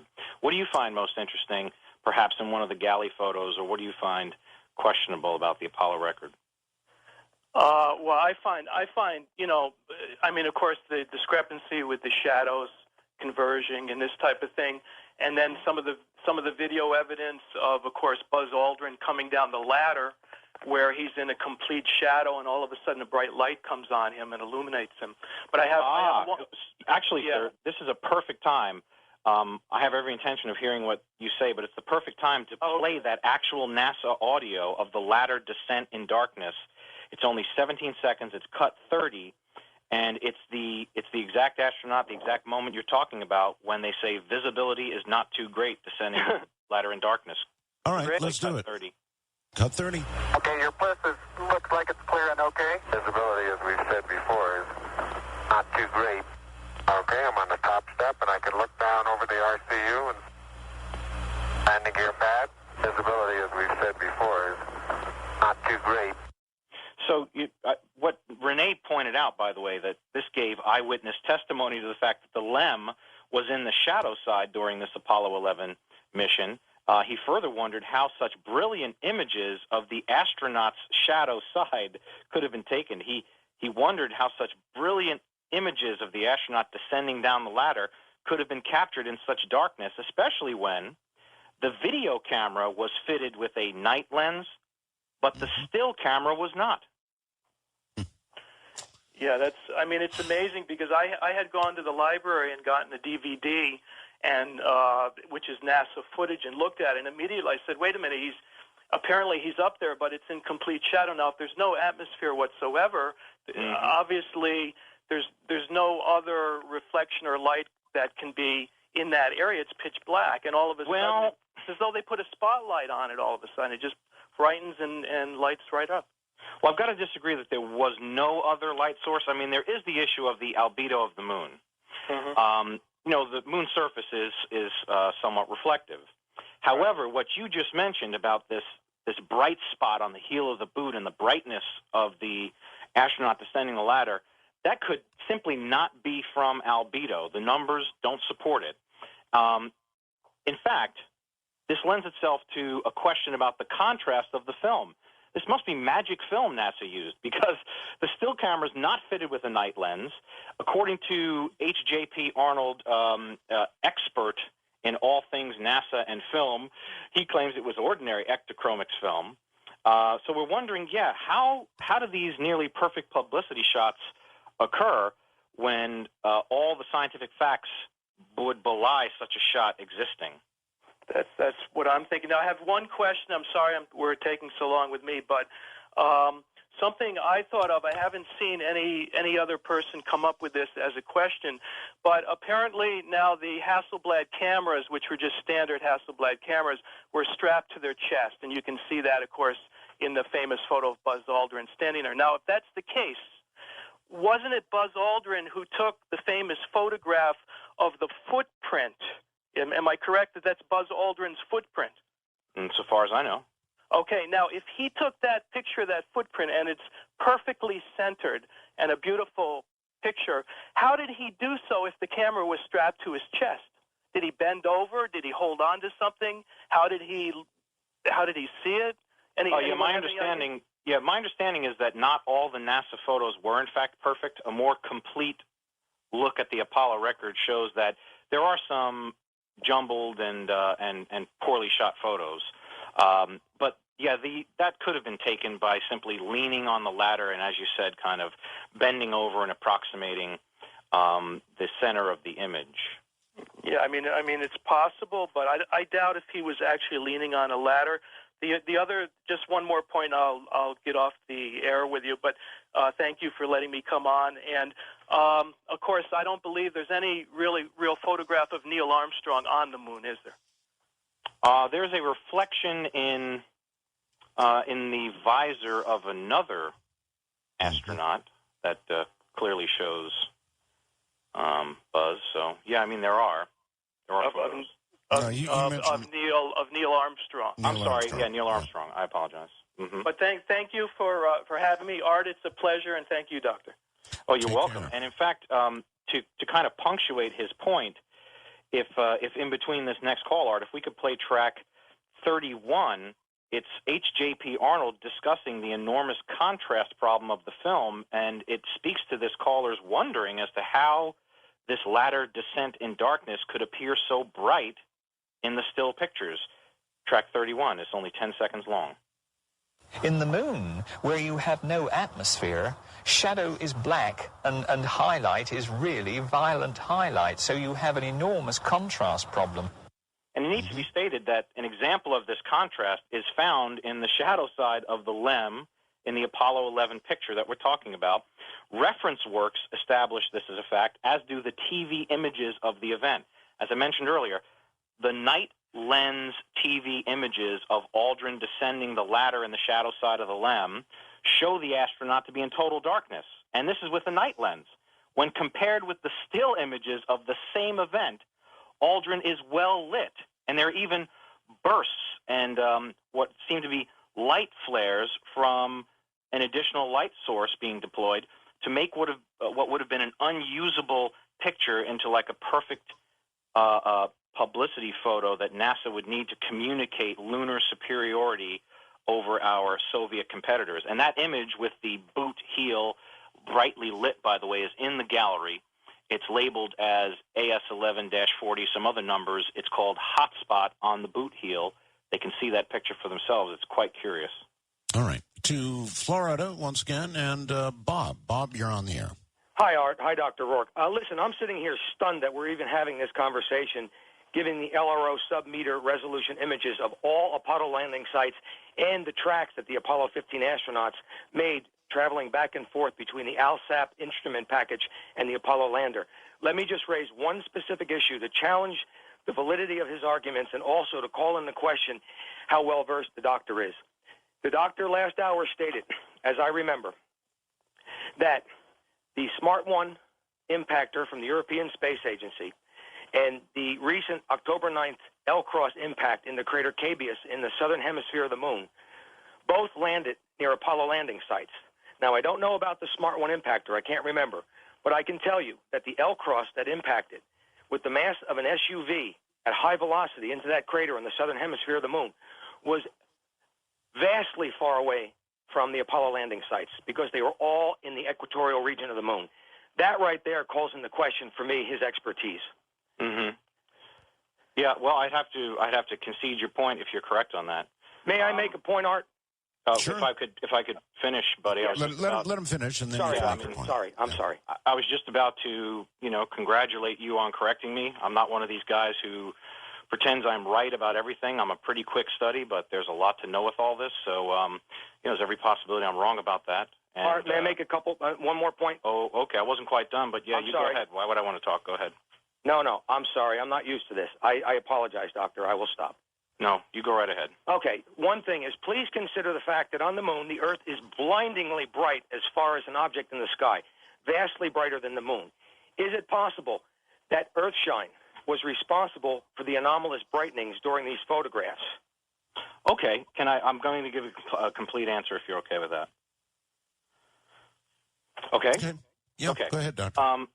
Listen, that the astronaut would have been adequately lit while in the shadow side of the LEM solely from natural light like Earthshine bouncing off the lunar surface is untenable, according to Ralph Renee's research, and in direct contrast with the Apollo 11 TV footage. This surface reflection argument is really advanced by the debunkers of the moon hoax, but again, Renee found it to be untenable. To make a direct comparison, the surface of the moon has on average, has the ability to reflect light from any source whatsoever at whatever distance from its surface to the same degree as asphalt on Earth does. That's about 7%. In other words, whatever the strength of light arriving on the lunar surface, whether by natural or other means, the ability of the average lunar surface to reflect light remains, that's constant. In fact, the lunar surface luminosity is what you're referring to, is so low it doesn't even manage to illuminate the shadow side of the smallest rocks. Consider that. And this has much to do with the fact that there is no atmosphere on the moon to aid the light reflection and refraction as it does with low luminosity. However, the same argument holds. If natural light on the moon doesn't backfill and illuminate the shadow side of even the smallest rocks, how do astronauts in the shadow side of the LEM become well lit and illuminated to the point of actual hot spots and film flare? So this is why some people, experts I presented, were asking the question, why does it appear that artificial light sources were used in the creation of the Apollo record? I'm asking the question. May I respond? Yeah, sure. Okay, we're not talking about the reflection off a very low reflective albedo from the moon. We are talking about direct reflection from the Earth, not bouncing off the lunar surface, which you're correct is about 7%, close to asphalt. We're talking about direct illumination, analogous to the full moon on Earth, but vastly brighter because it is the Earth with its cloud layer being reflected directly on the astronauts. I understand, but you're missing the point. If the astronauts are in the shadow side of the LEM, there's nothing direct about Earthshine and the astronauts. There could be, Doctor, and you might be right on this point, but consider this. The shadow part of the LEM is defined by the solar illumination, not the Earth's illumination, which is at a different altitude and azimuth on the lunar surface. Therefore, while they could be in the shadow from the sun, that doesn't mean they were in the shadow from the Earth. Also, I would like to point out that there are a number of other problems, but you know what, Art? I don't want to take up any more time. There are a bunch of problems with what the doctor is proposing.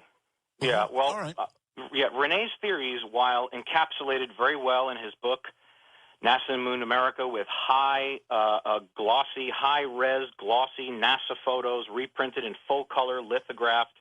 It's just an amazing book, and he does a better job of presenting this than I do. But again, I made a promise to a friend that his research would not die with him. I will state, however, for the record, that while the book is available, there's only about 50 copies left. The bulk of them are on, let's say, eBay and available on the site. Once this research is gone, records like this on air will probably be the surviving research of Ralph Renee until I get some sort of a commemorative book out about him. So I feel it's necessary to restate the caller's position. What he's saying is they're in a shadow, but they're not in a shadow. This doesn't exactly make sense to me, whether you're talking azimuth, sunshine, Earthshine, or any other shine. They're in a shadow, and yet we can see detail of the spacesuit to the point of a flare on the astronaut's boot. All right, Professor, hold it right there. Good questions, good answers. Not all of the research, you may not have all of it down, Pat, but you're doing a great job. I'm Art Bell. Or better said, the other side of the world, Southeast Asia. Good morning, everybody. I think it's pretty much morning across the listening audience area. Dr. Stephen Rorke is my guest. I think it's worth bearing in mind that this man is presenting somebody else's research. And so in doing so, he may get some things wrong. He may not present it as passionately or as in detailed form as the original researcher might have done. So bear that in mind as you're listening. We're discussing whether or not we actually went to the moon. It is a deeply, deeply controversial subject, and I understand the passions, so everybody try and keep yourselves under control, and where corrections are needed, certainly we'll make them. Back with Dr. Rorke in a moment. I've got a suggestion by a Fast Blaster that it's an insult to those who died in the Apollo program to be even discussing this. I don't go along with that. I think that something of this magnitude, I don't know, it'd be kind of an insult to the American Constitution, freedom of speech, and all the rest of it not to discuss this sort of thing. Doctor, welcome back. Yeah, I'm sure not out to insult anybody. And so far as I understood, neither was Ralph Renee. I think, as you said, these are questions that are really fundamental to the people's right to know the entirety of the data from the space program. And essentially what's being done here with the callers is questioning the Apollo record. If you noticed, I do not take a hard, fast stand on whether we went or not, because there are compelling theories about parallel space programs. You know, the rule in government is why buy one when you can buy two for double. So there's every opportunity that we did go to the moon. I'm simply discussing anomalies in the Apollo record. And in fact, speaking of email, I've been emailed twice so far while I'm on the show, people saying, well, these were probably retouched or publicity images were processed to bring out the detail of the astronauts and the LEM, and apologists would claim this. Well, I need to remind people that any retouching of the images, like the descent down the ladder to make them brighter, any retouching of the images cannot apply to the Apollo photographs when they are a part of a continuous roll of film. You see, none of the suspected photos that I'm discussing with lighting and other anomalies could have been retouched unless they'd been collectively rephotographed onto a continuous roll under entirely different conditions than we've been led to believe, which is exactly why we're asking the questions. No, there's lots of legitimate questions. All right, let's go to David. Dallas, Texas. David, you're on the air. Hello, good to be on the show. Good to have you. Hello, Dr. Rorke. Hello. Yes, I was wondering if the moon landing is a hoax. Of course, the three astronauts would have to have kept it a secret. Who else? Not necessarily. Art presented evidence that some astronauts just don't remember. Okay, but how many people would have known involved in NASA and whoever else that would have known? I have no idea. Wouldn't it be a large number? Wouldn't it be a large number of people that would have known it was a hoax at the time? Well, I have no idea. That's like asking, how many people know that the sinking of the Maine was a hoax? Who knows? I don't know how many. What kind of question is? I can't. There's no way to answer that. I mean, could you surmise an approximate number? No, I think it would be have quite no idea. few. Also, I had a couple related questions. Would some of the same arguments that you're making to debunk the photographs of the alleged moon of the possible hoax of the moon landing, could you use some of the same arguments to debunk such things as photos of Bigfoot and things like that? Of course, yes. I guess. I wouldn't know. I don't know why you put me in that camp. This is not about Bigfoot, but okay. You seem to be walking me through some path. If I say enough yeses, I got to say yes to the next thing you say. I would add now then that I don't know much about Bigfoot. I'm not really curious about that. The discussion's not about Bigfoot, and I don't know how many people were involved in a conspiracy if there was one. What I do know is that if there were a parallel space program and we did go to the moon under a different set of technical circumstances, it would have been wise to publicize the method that you told everyone you were going to the moon via. And as far as the number goes, I have no idea how many people would have known, or if they did know. I don't know.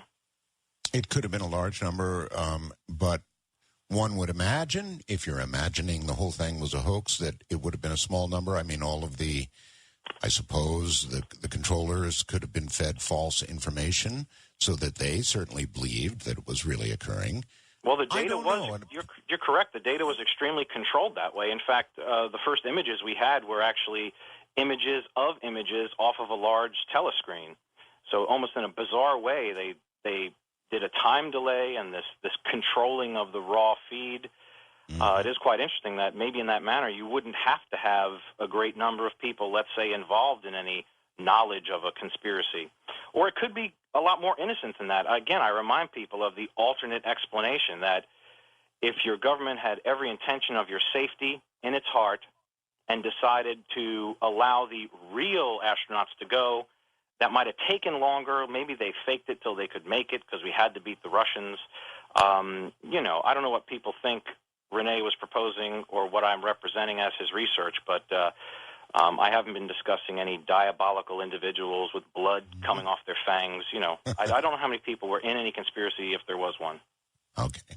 All right, to Virginia. Mike, you're on the air with Dr. Stephen Rorke and Art Bell. Thank you for taking my call. Sure. And Art, nothing against George Norrie and Ian Punnett, but it's nice hearing from you again. Great to be heard. Not only was the United States and the Soviet Union racing each other to the moon, but there were several other nations that would have been able to follow our spacecraft to the moon with radar and back. It seems to me that if they were to try to not have something go into orbit and fly to the moon and back when they said they did, that it would be taking a huge gamble. Mm-hmm. I think there were amateur radio operators that tracked the communications. There were, and how many optical telescopes were capable of seeing what was going on? I'm not sure, Doctor. I'm not sure about that either, but I do know that Renee proposes the argument in his book that satellites could well have delivered fraudulent pings, signals. Likewise, this could have been entirely robotic, thereby not risking the embarrassment of dead astronauts floating in a can to the utter embarrassment of the United States, thereby giving supremacy to the Russians in the public mind. That's a good point. So, in other words, it could have been sort of a partial hoax. Something really went to the moon. Something orbited the moon. I doubt you could have done a mechanical moon landing and then taking off again, but certainly could have been a spacecraft sent and then orbiting the moon. Well, and there's this issue too, Art. I want to bring this up because there's almost a middle ground here. You know, as a person who is willing to concede, hey, we went to the moon. I get it, but there's so many anomalies in the Apollo record. There must be a model to explain why. So the reason why may be the very thing we stated. If NASA had to fake it till they could make it, now they're stuck with keeping all the preceding missions to have the same look and characteristics of the initial photos. So it may be that while Apollo 11 was faked, maybe the mission for Apollo 16 was not, but the photos had to be so they wouldn't look discontiguous in the set of all of the landing mission photos. By the way, I'm hearing the administration is considering skipping the moon and going directly to Mars. Had you heard that? Yeah, I had heard that, which I don't know. I thought that was kind of counterproductive. The point of learning more about the moon was to see if this could be some sort of a bulkhead in space, a platform from which to lift. It seemed to me that it'd be a lot wiser to make a position on the moon and go from there. But I'm not an astrophysicist, so I don't know. Nor am I. I just wondered about that decision. Why skip the moon unless it was simply bereft of any... No, again, that would be the only reason. We're not bereft of any reason. We do have a reason. We'd use that as a launch platform and a lot more. So, yeah. I don't know. All right, to Brandon in Kalamazoo. Brandon, welcome. Hi, it's nice to talk to you, Art, and I've been listening to you for 11 years, and it's a privilege to hear you tonight. Thank you. This kind of relates to something a caller was talking about earlier. I've seen some work, I've read about reports that saying, in general, this would have been harder to fake it than to actually really go to the moon. And originally I was going to talk about, the conspiracy and all the people that would have to be involved, but just in general with what it would take physically and with technology, what would make it more difficult to fake it than to actually do it? Well, Renee proposes in his book, NASA Mooned America, and I remind folks that the very last copies of the author's book are available on eBay and through RalphRenee.com. He proposes that the opportunity to, quote-unquote, fake the visual record of the Apollo missions was quite an opportune one. They had the ability to fake them because they had all means of practice runs. You can find many photos, which these photos of them practicing, by the way, really quite amazingly approximate the photos of astronauts on the moon. You know, these ones in the studio and in the darkened desert, accented by floodlight. They look quite similar. I'm not saying they're precise. What I'm saying is they're similar enough to say enough was in place to provide an Apollo record that would assure space supremacy over the Russians in the public mind. Now, if you were running NASA, would you roll the dice if this is the race of your life against the scourge of communism? Or would you create a prefabricated record of success with a parallel space program so that if your astronauts die, you have a story that, let's just say, gives you a win against the Russians in the great space race? It seems to me it's a no-brainer that this would have happened. Okay. Let's go to Colorado. And Scott, you're on the air with Dr. Rorke. Hi. Dr. Rorke, Dr. Bell, what an honor. Thank you very much. Dr. Bell. Yeah, well, you've earned it. My uncle knocked me onto you about 20 years, Uncle Kurt. But anyway, if there's water on the moon now, why didn't they find water on the moon back then? Yeah. Well, there's two reasons, two possibilities. One, if Renee were alive, he would say that this confirms his prediction that when the moon is revisited by any means and the soil thereby analyzed, he would have said it's going to show that there are differences that are non-negligible.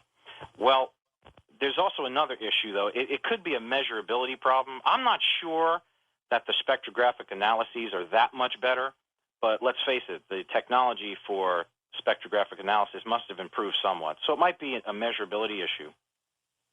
I'm not willing to take every point of evidence and graft it onto the theory, but I believe Renee would have taken that as a feather in his cap. But for intellectual honesty, I'm willing to say that it could be the instrumentation was more sensitive, so they're finding more. There's every possibility. Thank you both. Okay, thank you, and take care. Lots of good questions, many good answers.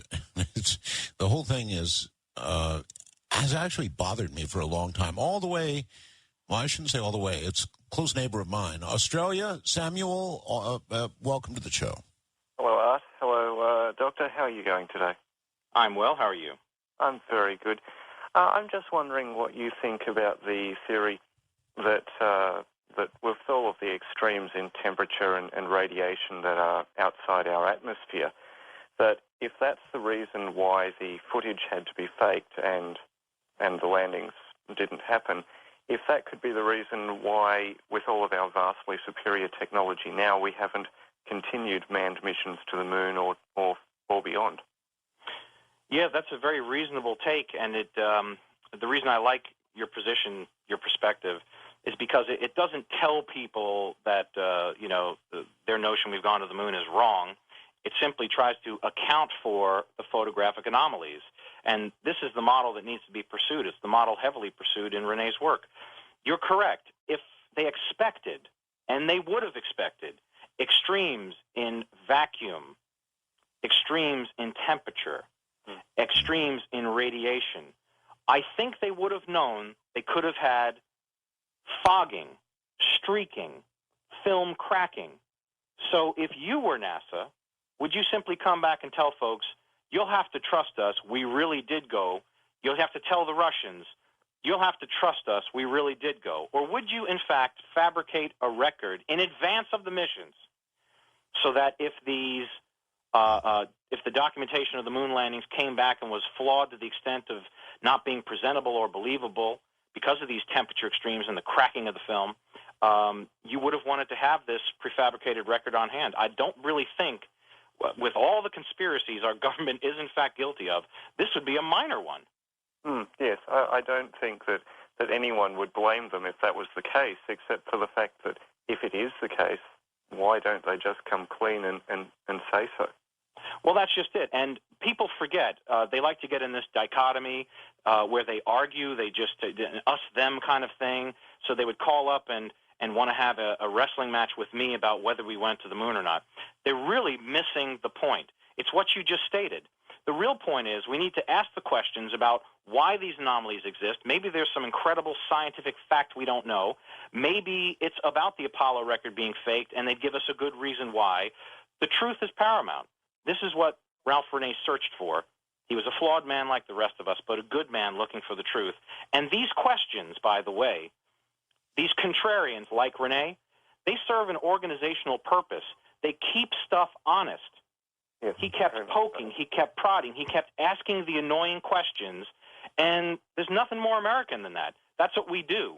We poke and prod till we get the answer. And frankly, we haven't gotten the answer about these photographic anomalies and other anomalies and high strangeness in the Apollo record. Yes. Well, Dr. Rorke, thank you very much. And Art, I think that I'm probably slightly closer to your time zone at the moment. Yeah, Indeed, we're up pretty late. Very much closer. All right. Thank you very much for the call from Australia, and take care. You know, to me, as I listen to all of this, I'm more intrigued, I think, by the radiation question than the photographs. I understand there are very many good questions about the photographs, but the radiation seems like simple, hard science to me. Well, there's a problem, though. The complexity of the radiation argument is one that's difficult to grasp because the rad, it's a calculation. You've got rads, which vary by belt, by distance traveled. Then there's the issue of time traveled through the given areas. So ultimately, it takes a very complex analysis, which was done in chapter 10 of Renee's book, but it is really it's a kind of nerdy analysis, and it wouldn't play well on radio. I'm afraid we'd have people careening off the road, snoring. Right. But if they were to eBay search and pick up the book, it's a rare find. It's extremely compelling. He does a complete and thorough analysis using NASA's RAD-REM data. Okay, certainly they had detectors with them, right? How much radiation did they take? Well, that varies, too, by mission. But no matter which mission you contend they went on, the radiation exposure was too high for, if not survivability, let's say prolonged health after survivability. Okay. All right. Dr. Stephen Rorke is my guest, and I think he said anything over 500, and you'd be a body returning to Earth, a dead body. So I guess I need to know more. I'm Art Bell, and this is Coast to Coast AM. The never-ending ride. Good morning, everybody. Dr. Stephen Rorke is here. He is presenting evidence gathered by another of the suggestion that we never went to the moon, that the moon, the whole thing was faked. Or actually, let me correct that it was perhaps partially faked or entirely faked. And I know it's hard for a lot of people to swallow, and it produces anger. People get angry about this kind of thing.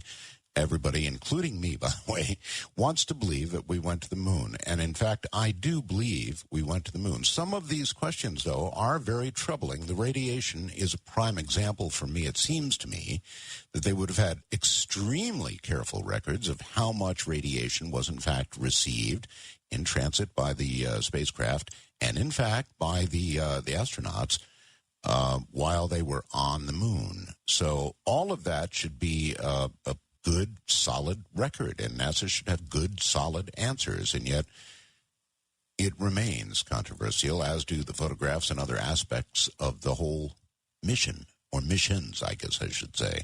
More in a moment, taking your calls for Dr. Stephen Rorke. We'll be right back. Thank you, by the way, for all the good fast blasts. Tom in Canyon Lake, Texas, fast blast the following to me. Please ask him about the 1/6 G of the moon, measuring the height of jumps and the time duration of each should verify if the video was in fact taken on the moon. Doctor? Yeah, that's true. A analysis of exactly what he's discussing was done by Renee. That's been furthered and rather popularized on the web, in fact. Some people have alleged it's as simple as the fact that some wire assisting may have been done and a mere slowing down of the film. I don't know. I haven't made a decision one way or another about it.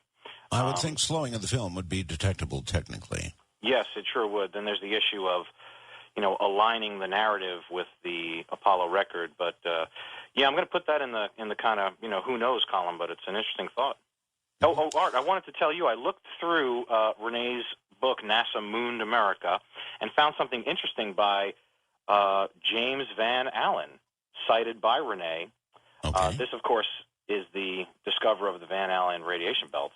Right. For the folks who say, well, the Apollo crews only spent an hour in the most dangerous parts of the belts, so this rad exposure issue is a non-issue, claiming it's not long enough to cause damage. It needs to be stated that James Van Allen himself disagreed. In the March 1959 Scientific American, he stated, and I quote, it's a quick quote, "The discovery is of course troubling to astronauts. Somehow the human body will have to be shielded from radiation even on a rapid transit through the region." And then later, in December of 1961, in an issue of Space World, he wrote, quote, "Owing to the great penetrability of the high-energy protons therein, effective shielding is quite beyond engineering feasibility in the near future. Hence, the inner zone of the Van Allen radiation belts must be classed as an uninhabitable region of space as far as man is concerned. The outer zone is much more difficult to avoid. A living organism could not survive this level of radiation damage. Hence, all manned spaceflight attempts must steer clear of these two belts until adequate means of safeguarding the astronauts has been developed." And of course, Renee argued that adequate means had not been developed with the thin skin of the LEM. And obviously, ABC News, after consulting with NASA, was not convinced either. You heard the 2004 Closer Look report, where NASA is still claiming, "Gee, we don't know what to do to protect astronauts from radiation of space." Mm-hmm. Michigan finds John. John, welcome to Coast AM with Dr. Stephen Rorke, and I'm Art Bell. Good morning, gentlemen. There is a BBC special documentary that came out some years ago called "A Funny Thing Happened to Me on the Way to the Moon." Mm-hmm. And have you guys seen it? Well, if you're talking about the Bart Sibrel work, do you mean A Funny Thing Happened on the Way to the Moon? Yes. Oh, okay. That's yeah, what I meant. If I misspoke, I apologize. But no problem. Bart Sibrel, that was an independent piece that perhaps was aired on BBC, but to be clear, that was not a BBC production. Yes, that's correct. But it showed on television over in England, and if you can go up to Google it and download it on your computer, everybody should be able to see that. It's wonderful. It has footage from NASA showing the hoax. And on the screen it says this should not be aired to the public. And it gives a time and date stamp when they're supposed to be approaching the moon, and they're 4 days away from the travel. Yeah, to give credit where credit's due, Sibrel and I are not exactly on the same page. He's got a very confrontational style. He's getting punched out by astronauts. That wouldn't be something I'd advise. I didn't know anything at all about that. All I did was to watch the show. Yes, a friend of mine gave it. Excuse me for cutting you off. A friend of mine gave me the movie, and I watched it on my computer, and it's just absolutely fantastic. 90% of the things that you're discussing tonight are shown in this video to back you up. Yeah, and in fact, to back Renee up, and to be clear, Renee, this is why I stated, if he was not the father of the modern day moon host conspiracy theory, he certainly was the prodigal son after Bill Casing. But to be clear about the level of Ralph Renee's work, I can't put it over the top enough. He expanded what was rather elementary research about the moon hoax. He includes mathematical proofs, sources, and citations, and not to mention the inclusion of full-color, lithographed, glossy reproduction of actual NASA photos in his book. These photos in NASA Moon America, by the way, they have since been difficult to obtain, which is a whole other story. And his publication is still widely popular today, obviously, because there are I'm looking at the eBay availability of the book. It's gone from 53 to 31. I can't stress enough that once these are gone, I'm not reprinting these. I have no way to do that. Renee's instructions were to recoup the funds from the sales of his remaining stock and to reissue a book like a second edition, but that would take me years because I plan on confirming every citation and source and expanding the book. Okay. Out of curiosity, why are those photographs now difficult to obtain? Well, there was some confusion when NASA had recoded the photos.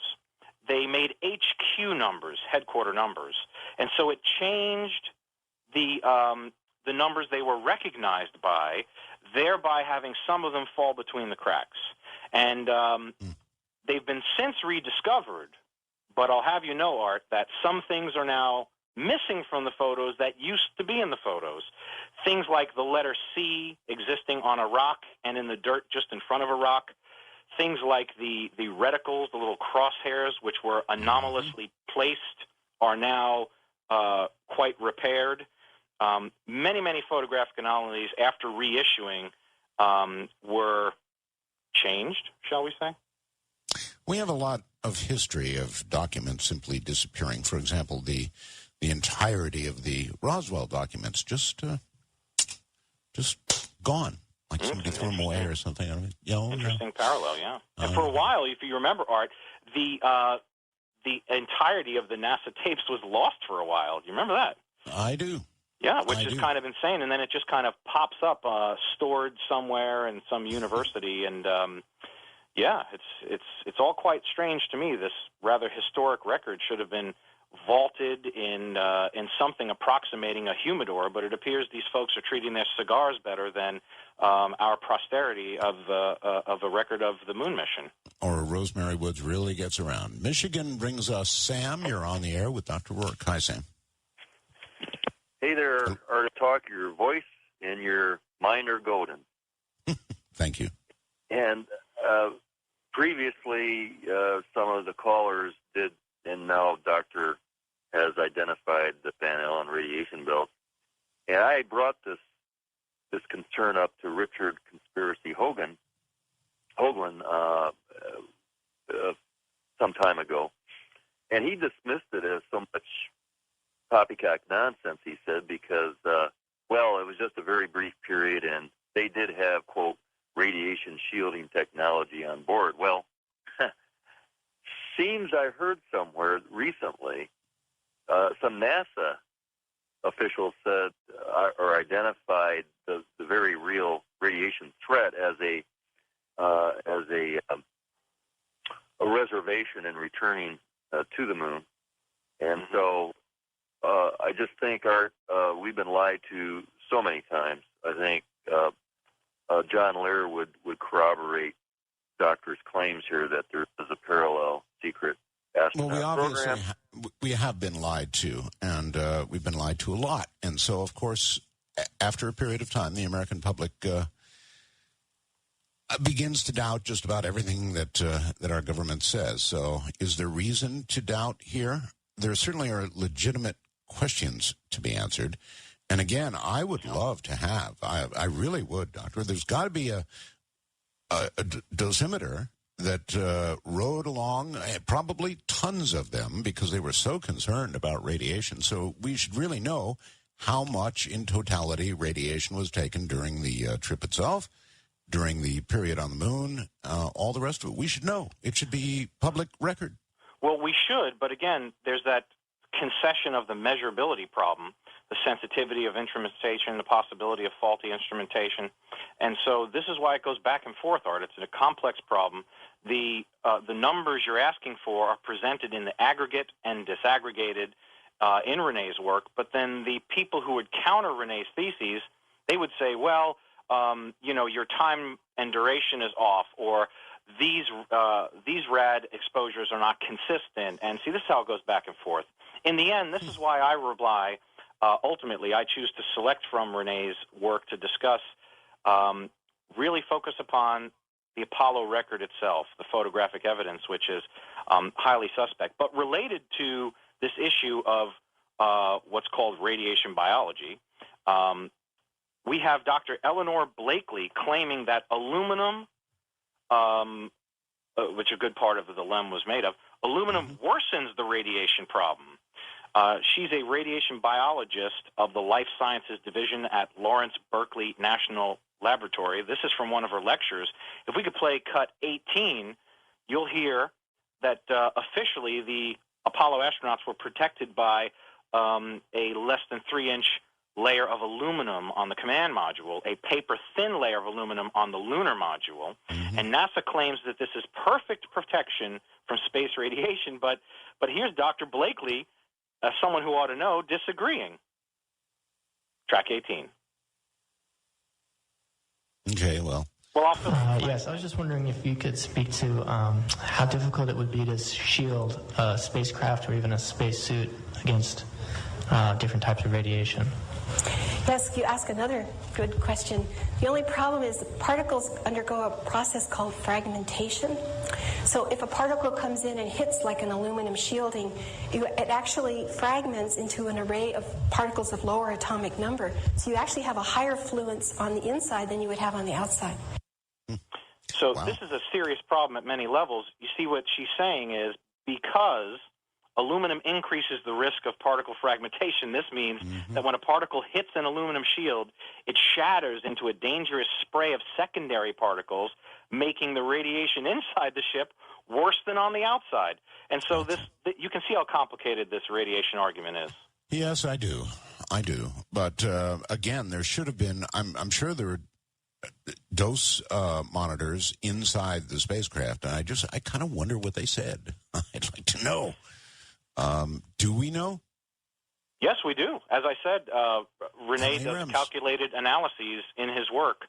But the issue is the Phil Plates and the like would come forward and say, well, we disagree with your numbers. And this is what statisticians do, and this is what mathematicians do. And so in the disagreement over the numbers, you end up getting a little more heat than light. But in the end, if you look at what Dr. Eleanor Blakely just said, you look at the thin composition of the LEM, you look at in the aggregate the problems that the finder of the Van Allen radiation belts, what his position was on safety of astronauts traveling through said belts, you can see that the preponderance of evidence is kind of in Renee's camp on it being difficult, to say the least, to travel through. Yeah, what Van Allen's quote is troubling. What the lady just said is additionally troubling. So off to Portland, Oregon, and Tim, you're on the air with Dr. Rorke. Hi. Hey, you guys. First of all, Art, I just want to say I love it when you host. I was listening last time you hosted, so I'm glad to know that you're okay and your family's okay. We are. Thank you. And for the doctor, I wish I knew more about this topic, but I was just wondering what your thoughts are and what Dr. Renee's thoughts were on the lunar laser ranging ongoing experiments and his explanation for that. Okay. First, Renee was a didact, like a self-taught guy. He had a folksy kind of way about him, and I think he might have even been insulted if you called him Dr. Renee. So just keep that in mind. And this is not a cop-out. I don't know enough about what you're asking to answer intelligently, but I know this much. I'm thumbing through the pages now, and it's covered in here somewhere. It's a very comprehensive approach. I just don't. Rather than fake it, I'm just going to tell you I don't know enough about it. I apologize. Good enough. No, that's good enough. Thank you very much. I understand the difficulty of presenting somebody else's research. It is very difficult, and he would be able, were he here, I'm sure he'd be able to just simply rattle it off, and boom, you'd get a quick answer. So everybody bear in mind that Dr. Rorke is presenting somebody else's research, and that's a very difficult thing to do. And also, you're not a person who's saying, look, we absolutely did not go to the moon. You're saying, I'm presenting this research, I'll do the best I can, but here it is, right? Yes, you're correct. And there's every reason to ask these questions about these anomalies and in the record of all sorts, the photographic record and the like, because, again, it serves ultimately an organizational purpose for our country. These troublemakers, these contrarians, they ask the tough questions which ultimately will demand the truth. Very quickly, Steve in Costa Mesa, you're on the air with Dr. Rorke. Good evening. Hi, Art and Dr. Rorke. I've been listening to the show, and when it first opened, I thought, boy, I wish I could have met Dr. Renee, or is it Renee? But Renee, because the reason I'm calling is because I worked for a studio in 1969 that owned the color lab that it did all the still work that came back from the moon. And that same studio also owned an optical house, in other words, a place to do special effects with film. And I remember the names of everybody, and I remember the names of the companies, but I wouldn't want to say them over the air. They might get a million phone calls. I don't know. But yeah, I wouldn't do that. If you wanted to know, I could give you my phone number or off the air here. Well, I'm available via email. If you go to www.ralphrenee.com, it gives my email, which begins with SRORKE. So I'm easily contacted via email if you want to give me that. Okay, sure. I can give you the information, because I remember as soon as the landing occurred, it was like days later, and all over the studio there were color pictures of the moon and the famous face shield shot and all that stuff. And I knew the two guys that ran both the color lab and the optical end of the place very well, and these guys they were capable of about anything. Okay. All right. Well, we've got to hold it there. We're at a break point. But again, do please contact Dr. Rorke via email. It sounds like you might have some important information. Dr. Rorke, hold tight. We're at a break. It's an absolute pleasure and an honor to be here. I'm Art Bell, filling in for George Norrie on a night that he takes off, and I hope has a great weekend. This is Coast to Coast AM. That's right, from the other side of the world. I'm convinced my board operator must have some Bell genetics, because I couldn't have picked the bumper music any better myself. My guest is Dr. Stephen Rorke, and we're addressing a very, very passionate, controversial subject, whether or not we actually went to the moon. It does arouse gigantic passions, and I want to thank you all for pretty much keeping it in check. We'll get back to phone lines and Dr. Rorke in a moment. All right. Once again, Dr. Stephen Rorke is our guest. I've received an article on the dosimeters that were actually on the missions, and it's going to take a lot more reading than I have the ability to do right now. So I guess I will get the answers to those questions soon. Keith in Ontario, Canada, is on the air with Dr. Rorke. Keith, welcome to the show. Hey, Art. Good to talk to you again. I missed half the show, so I have to apologize there, but I completely agree here. I mean, since they aired that show, I believe it was called Did We Land on the Moon? It's hard to believe that more of a push didn't happen for answers. I mean, like he was saying, the photographs, it shows the crosshairs behind the subject matter. They're as close to the stars you can get, but there's no stars in the footage. The lander looks like it was launched up by a crane. The flags seem to be blowing around in the wind. It's just so hard to believe that more of a push wasn't done. And, if you look at the news, I think that black senator or something like that broke in his own house, and the news and Barack Obama, they continued endlessly. But, ask about the moon. Just, no, why bother? We went. That's it. I mean, some of us like me and the dog, we want answers. How can this happen? Yeah, and answers is just what it's about. You cite the Did We Land on the Moon program. That was an interesting program because astronaut Brian O'Leary on that show said, and I quote, I can't say, and this is Brian Leary saying this, astronaut Brian Leary, I can't say 100% for sure whether these men walked on the moon. It's possible that NASA could have covered it up to cut corners and to be the first to allegedly go to the moon. Now, we have that on record. That's actually cut 2 in the clips. But I precisely quoted it. It's exactly what he said. But since that's an astronaut, let's play the clip. You say it's cut 2? Cut 2, you're correct. Okay, let's go. I can't say 100% for sure whether these men walked on the moon. It's possible that NASA could have covered it up just in order to cut corners and to be the first to allegedly go to the moon. Now, of course, My there's God. that question, and I added that I give very complete answers. Now, you just brought up the business of the reticles or the crosshairs, and if I could comment, and then we'll get your follow-up. There are anomalies regarding these crosshairs. The most compelling piece of evidence in many ways is really the photos with these anomalies surrounding the reticles or crosshairs that are superimposed on the image at the time the photograph is taken. The largest reticle always appears at the center, and that is the central position, is fixed in the camera. It cannot move. So with an image that hasn't been interfered with in any way, you would have to have that larger center reticle appearing at the center of the image. If one looks at some of the Apollo images, specifically the classic Apollo image, AS11-40-5903, available on the Coast to Coast Gallery, this is referred to as the man on the moon photo or the reflecting visor shot. We can see the center reticle is toward the bottom of the astronaut's leg. And in the official NASA photograph, this is significantly offset from the center of the image. So this superimposed crosshair could not occur in that position unless the photograph had been copied and reframed. And I'll remind you, if the photographs are contended to be a part of a continuous roll of film, this is not possible unless it was reshot and put on a roll that was intended to be popularized as a continuous roll of film. And that would be in itself evidence of falsification of the Apollo record. Mm-hmm. Legitimate questions. Fullerton, California brings Vincent. You're on the air, Vincent. Hi, good morning.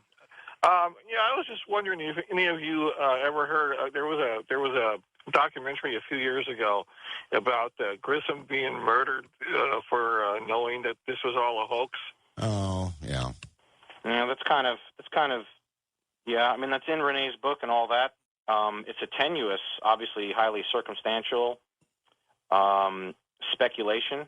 It's labeled as such, and with so much in the way of actual anomalies and evidence and sound clips and photos to refer to, while it's in the book and it's quite compelling at many levels, I'd rather focus from speculation onto the actual anomalies in the record. I agree. Okay, thank you. All right, thank you very much for the call, and let's go to a wildcard line and say, John in Long Beach, your turn. Art, it's great to hear you again. You might not remember this, but I was a newspaper reporter in Long Beach, and I was going to come over in Pahrump many years ago, and I'm still in the newspaper business and be spend a night on the show. But then a couple things happened that didn't happen. But I always regretted that. Come see me now. Yeah, I'll go to Manila. I told you next time I'm in town, I'll stop in. But I wanted to say, I lived in Cincinnati at one time, and Neil Armstrong, of course, taught at University of Cincinnati, and the guy was like a hermit. He wouldn't talk about anything, and it always gave me pause a little bit. His unwillingness, of course, Aldrin will sign anything. I did a story on him once, and he signed my hometown newspaper, this picture of the footprint in the moon. He'll sign anything. But Armstrong always gave me pause a little bit. He seemed like a stand-up guy, but he just won't talk about this, and it made me think that maybe he was hiding something. And just to make an addendum, one other comment quickly, once people, even a person, digs his heels in about a point, it's hard to get them off of it. And if the government did this, we will never know the truth about it. They'll do anything to keep us from knowing about it because they can never admit it.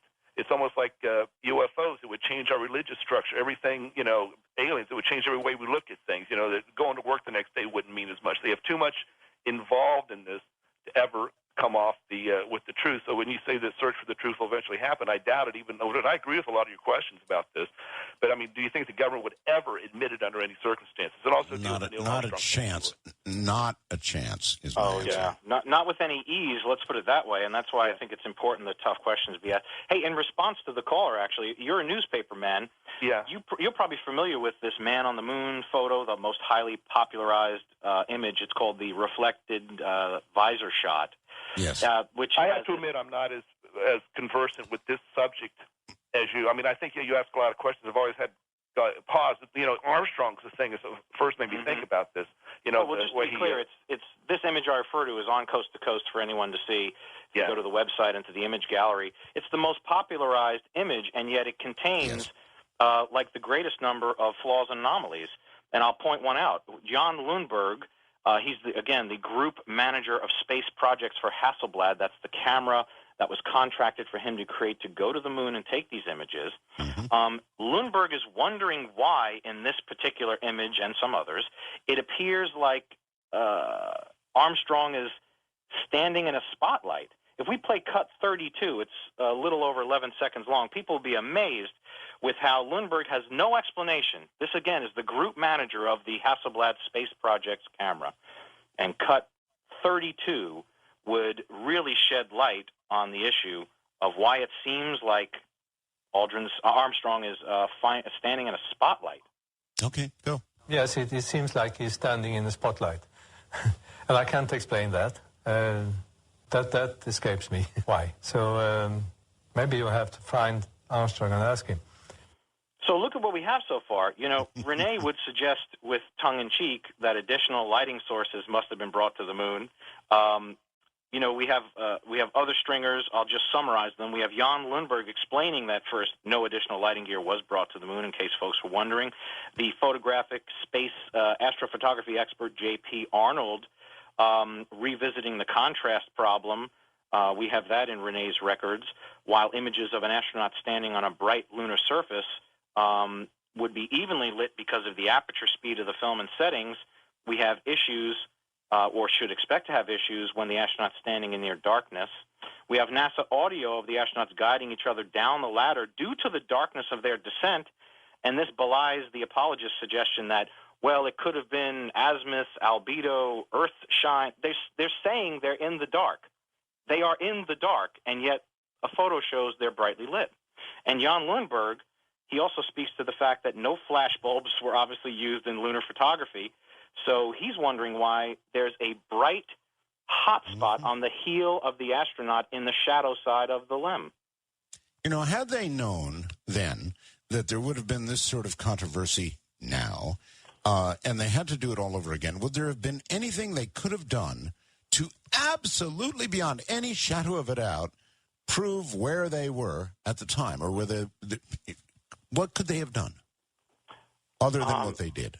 Yeah, I mean, a very hypothetical question, but a fair one, because you're right. I think there's people that would always, believe that we didn't go. And this may have to do some extent with, let's say, like a kind of ignorance about scientific facts. If we look at some of the polls that have been done, there'd always be this core of people that just say we didn't go. There's a headline, 20% of Americans have doubts we went to the moon. Now, that number's a bit misleading. A 1999 Gallup poll showed it was more like 6%, a number which agrees with a poll taken in 1995 by Time CNN, according to the Gallup website. But still, look at that 6%. It translates into millions of people who would like answers. And in a democracy, two wolves don't agree what the sheep ought to do. In a democracy, it ought to be where the individual with questions has those questions answered. I think these are legitimate questions about anomalies in the Apollo record. I do, too. Scott, in Utah, you're on the air with Dr. Rorke. Hi.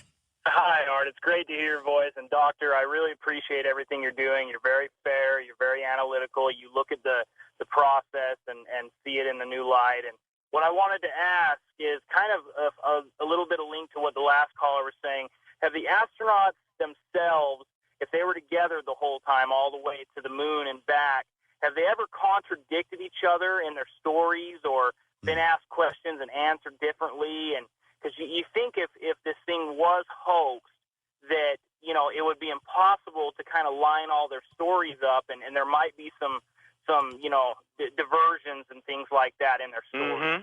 Yep, and you bring up a very good point. I failed to mention that the core of Renee's book, NASA Moon America, is essentially this section called Gotchas, where he does just that. He looks at the narrative. He looks at the open literature. This is not wild-eyed conspiracy stuff off of forums. He goes to the astronauts' books. He goes to the NASA record. And he does just what you said. He does a narrative comparative. And he does find these inconsistencies. They are far too numerous to mention, but we'll start with... Yeah, we'll start with the book Carrying the Fire, just as a case in point before the next caller. That book was by astronaut Michael Collins.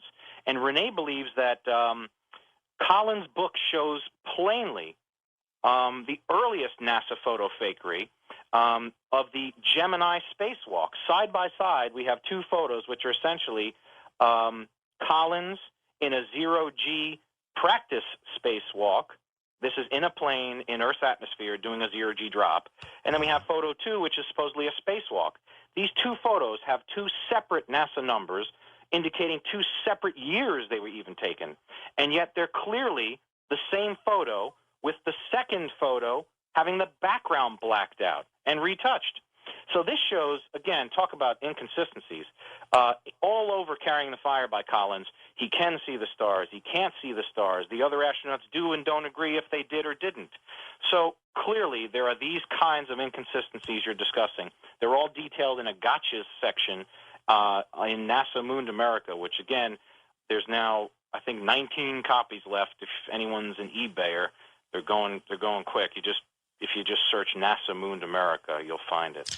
You know, it's interesting. Richard Hogland, who is very passionately an advocate that we did go to the moon, very passionate, on the other hand, has had complaints and made accusations that photographs have been perhaps tampered with, the Mars photographs. So, I don't know.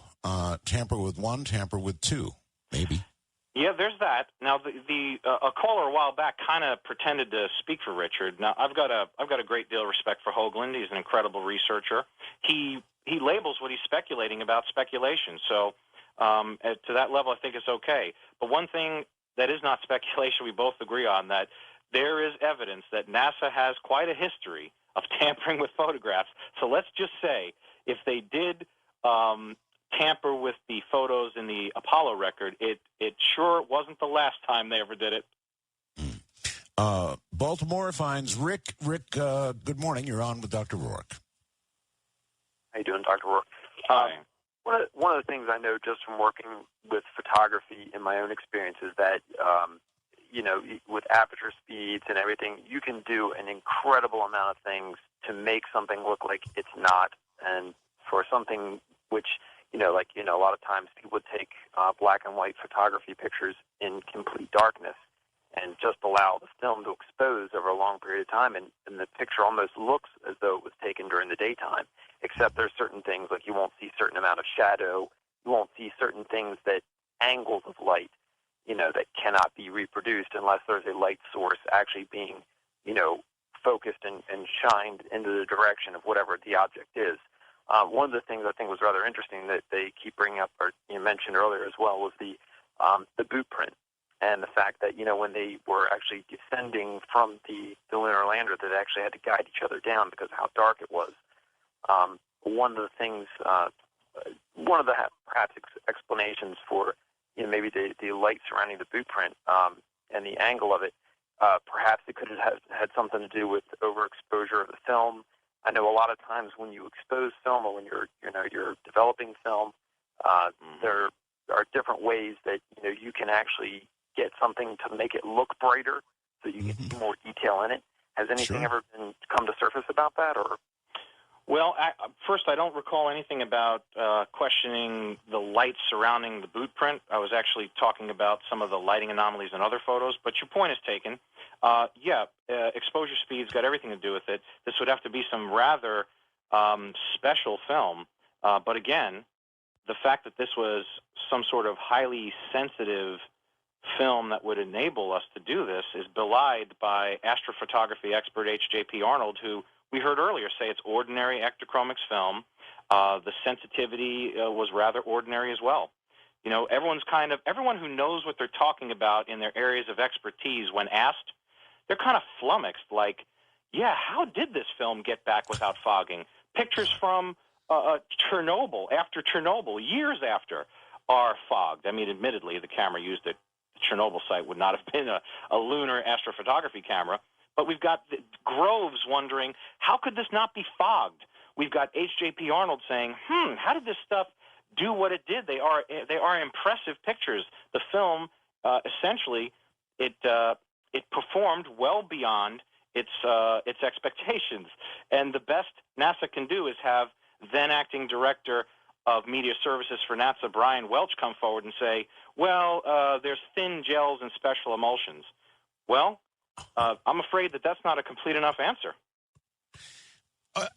We've received incomplete answers to a lot of very good questions, and so that makes it, even if I still think we went to the moon, and I do, a legitimate topic of inquiry. Dr. Rorke, I want to thank you. You're saying that this book now, not very many copies left on Amazon, is that correct? No, it's actually being sold through a buy it now on eBay, or they could email me through the www.ralphrenee.com site.